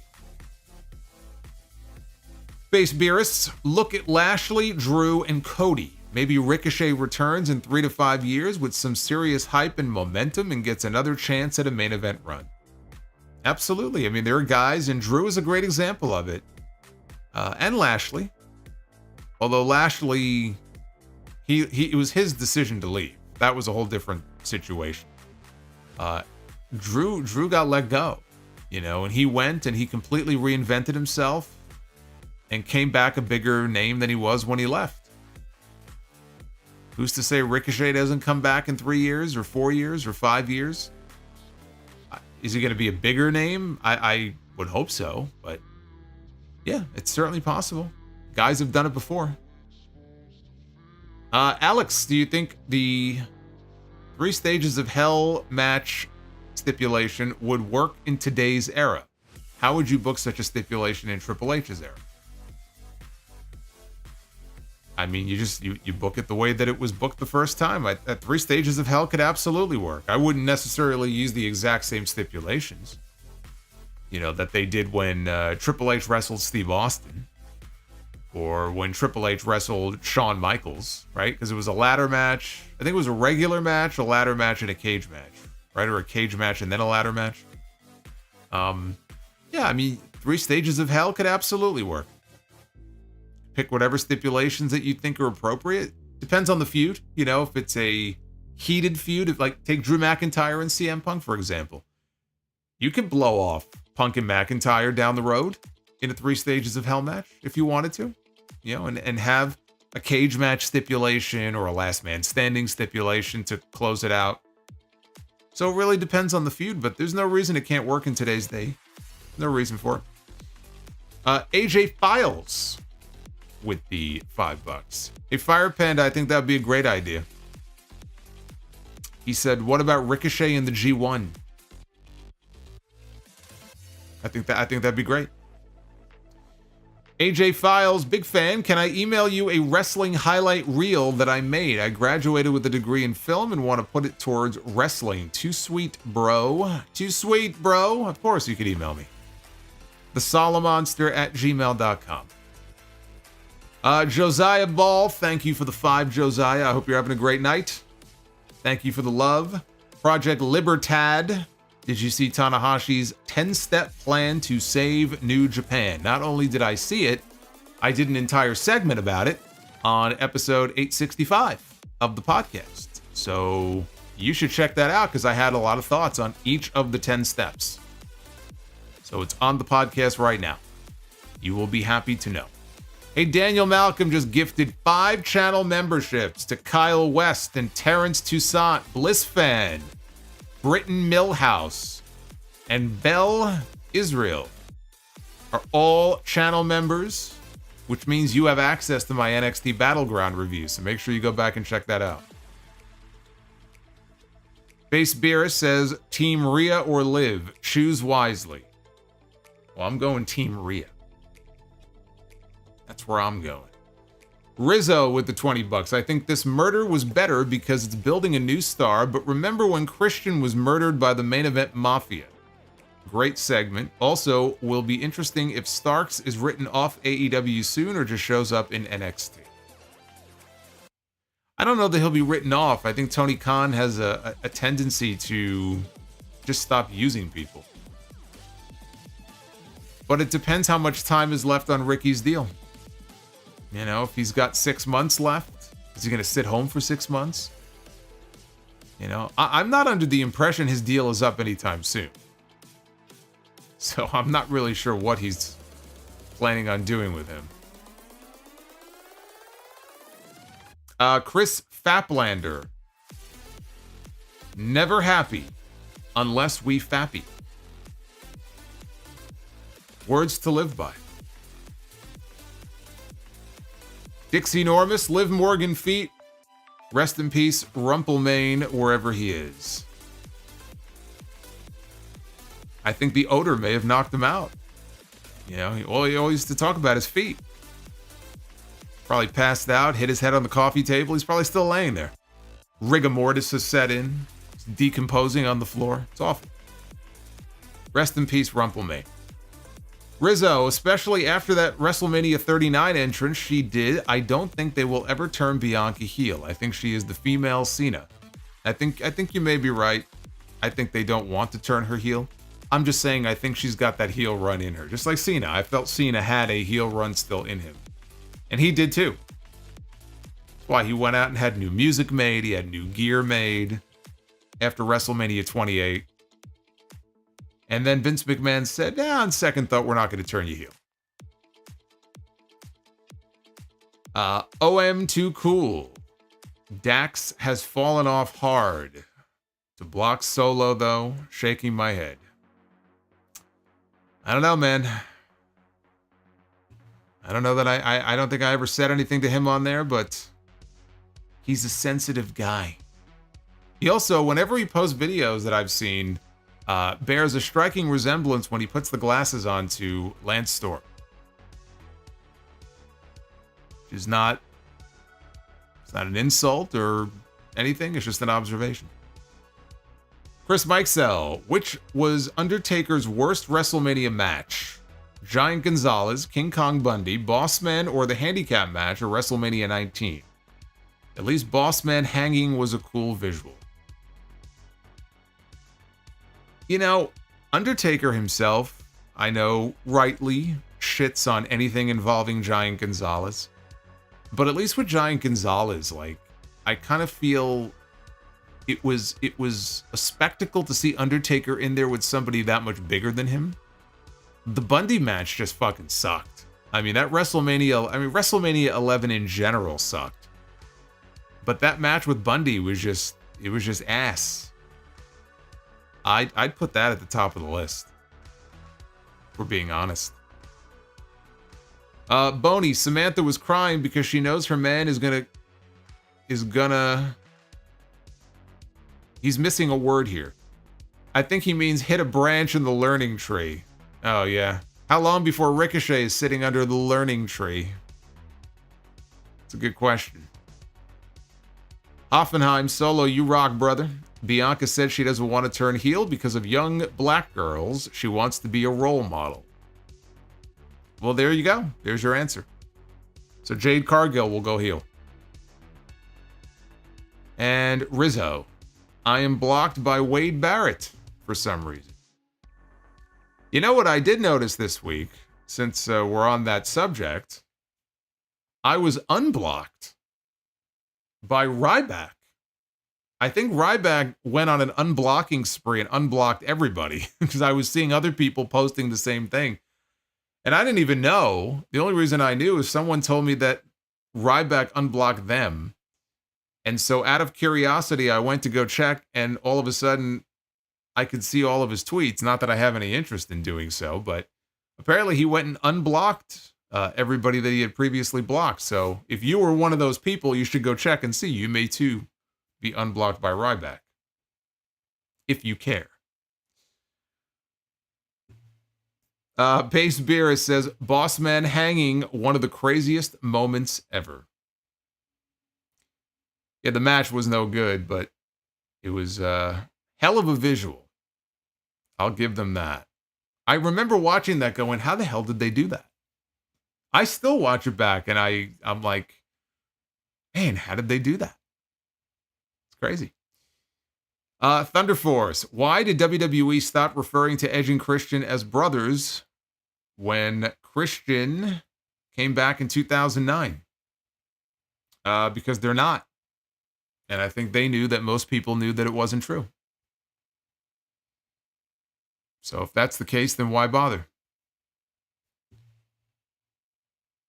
Hey, Casey is Raw. One of our gold skulls. Channel member for 28 months. Casey is Raw. I love it.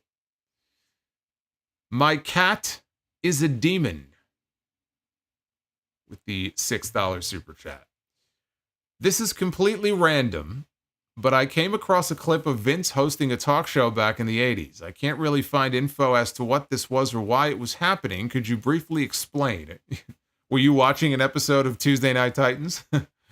What I think you may have seen, the only thing I could think of is Vince. It might have been a New Year's Eve episode, maybe. David Letterman had him on, and he had Vince in a remote location. I think he was interviewing people. Maybe that's what you were referring. And he was mocking him. I mean, he was making fun of Vince and everything. But maybe that's what you were thinking of. I don't know. If it was an actual talk show, I don't know what else it would be. Send me the link. OM2 Cool. Thoughts on Edge praising Learning Tree nonsense? I'm not surprised. He's friends with Jericho. He's putting his friend over. And also, Copeland is Mr. AEW. So, he loves working there. He loves being there. He loves everything about it. He loves every story. He loves everything. Everything's great. So, I'm not surprised. Wonder if he unblocked Ross. That's a good question. I wonder if Ryback unblocked Ross. That's a good question. I don't know. That's funny, actually. I don't know, but what I do know is we're closing in on 500 likes. Can we hit it? Can we hit 500 likes before we get out of here? We're at 491. We just need 9 people to get us to 500. So while you do that, let's go ahead and be the booker. Ladies and gentlemen, it is now time to be the booker. Casey is Raw with the $5 super chat. You too got blocked by Ryback. Well, you better check because you may be unblocked. Apparently, Ryback, I guess, was getting very lonely. So he decided, man, I got nobody to talk to. I better go unblock all the people I blocked. All right, we begin with Tag Team Be the Booker. Hey, Kate Love. This became a Sound Off superstar. Welcome, Kate. Or Renewed. I see the gold skull. I think Kate's been around for a while. Justin G just gifted a membership to Hoffenheim. Look at that. Hoffenheim's been dropping super chats all night long. He just got gifted a channel membership. I love it. Salute to you as well. I'm an 80s baby, says Salute Solo. So am I. Salute to you. All right, we begin with Paul London and Brian Kendrick. Former tag team champions. I'm losing my voice. Former tag team champions, Paul London and Brian Kendrick. They were a great tag team back in the day. They were never pushed in any kind of serious way. But they were a great team. On SmackDown back then, they're going to be taking on, look at these two, Cody Rhodes and Drew McIntyre, the former Raw Tag Team Champions. And you know what? That may have been a match that actually happened. I guess they would have been on different brands, but I wonder if that match actually happened. Cody and Drew against London and Kendrick. It'd be a great match, though. Gets the bell from me.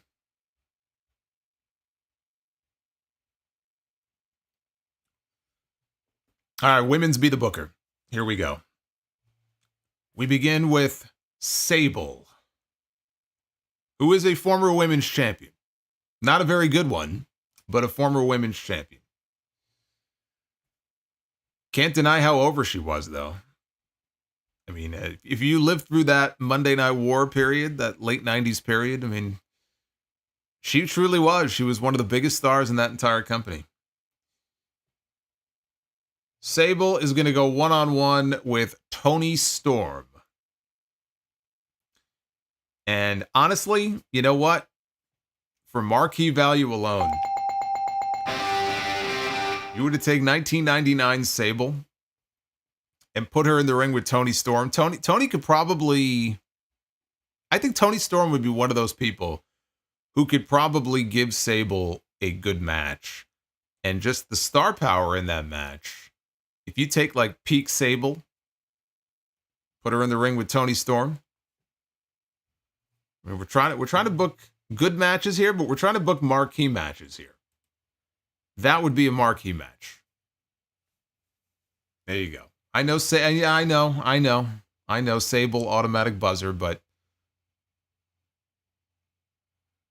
something about that match, I think that would be something to promote. All right, men's Be the Booker, which I updated recently, so we got some new things in here. And I don't know where it's going to land. That's part of the fun.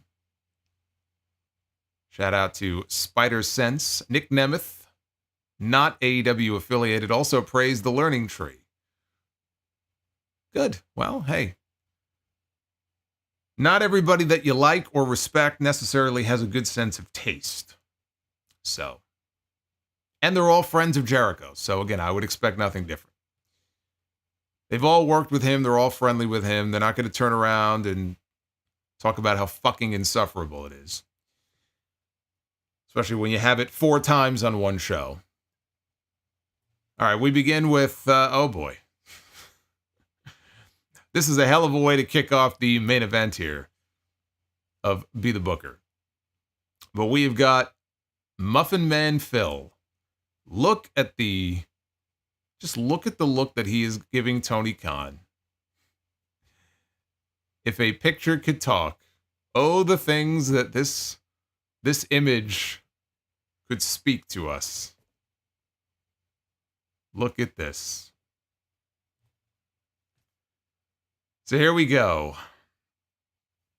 You know, the thing with Spider Sense is I know he's a big AEW fan. So, you know, with some people, AEW can do no wrong.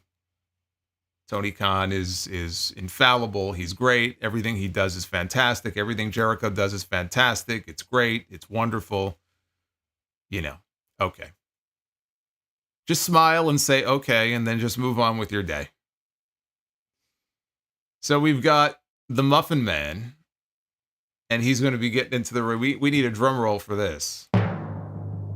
We got the Muffin Man going one-on-one with Hollywood Rock. This is not Final Boss Rock. This is Hollywood Rock, and that means we've got ourselves a clean sweep.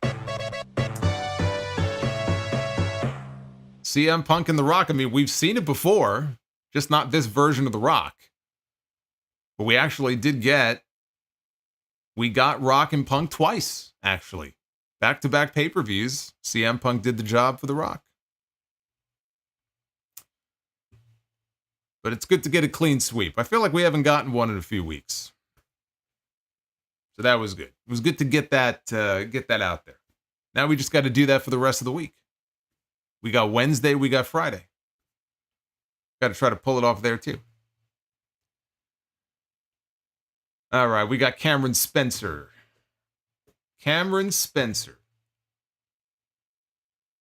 coming in with a chat here that says slasher movie fans can kick rocks. They are bloodthirsty termites who should be ashamed of themselves supporting barbaric movies. All right. Cameron Spencer from the Parents Television Council, perhaps, or the what organization are you with, Cameron? Cameron Spencer, not a fan of slasher movies. Paul Carpenter. I am currently playing WWE 2K24. I am doing Sting versus the Ministry Undertaker in the WCW Nitro Arena Dream Match. Who wins in real life? The Undertaker. Go Ace.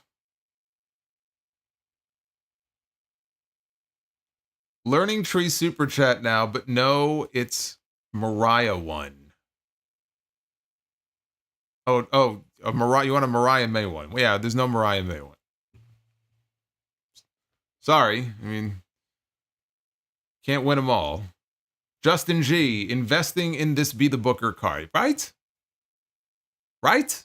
I mean, I think that's a pretty solid card that we put together tonight. I like that card. Rizzo, who debuts first, the new Wyatt family or Jacob Fatu? I think that we are going to get the new Wyatts. If it's going to be next week, I think the Wyatts for sure. I'm not expecting Fatu in Scotland. I mean, where would he debut on that card anyway?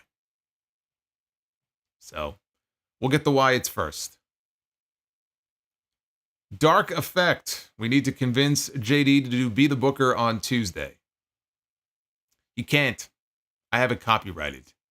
It's mine. It belongs to me. I could put him in it. I could put him in Be the Booker. But no, Be the Booker is an exclusive here on this channel. Devin from NJ, does Solo agree with Jericho that there is no such thing as botches in wrestling, as it comes with doing live performance in one take? No, of course there are botches in wrestling. Botches in everything. Not just wrestling.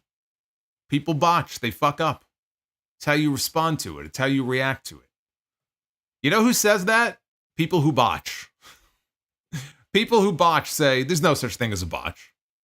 I meant to do that. Or it's part of the job. I love that. I just love it. Power Spine game. Sable versus Tony probably needs a stipulation for me. Well, what stipulation would you propose? We didn't need one, though. I gave it the thumbs up anyway. Didn't Solo debut at Clash at the Castle, though? It could happen. Yes, but what match would you expect him to debut in? He's going to be part of the Bloodline story. There's no Bloodline matches on the card. You've got Drew McIntyre and Damian Priest. You've got Cody Rhodes and AJ Styles. And they've given no indication that Cody is going to be feuding again with the Bloodline right now. You've got Sami and Gable. You've got the women's tag team titles. And you've got Bayley and Piper Niven. So where exactly is Jacob Fatu debuting at Clash at the Castle? It doesn't make any sense. Maybe if there was a Bloodline match of some kind, but where does he even fit in on that card?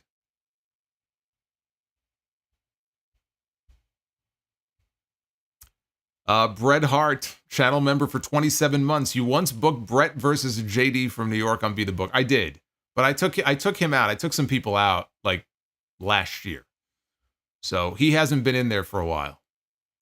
We may have to put him back in. Marios with the $1.99. Excited for TNT. You and Kevin are the best. Kevin. You and Kevin are the best. All right. I'll be sure to let Kevin know if I figure out who Kevin is.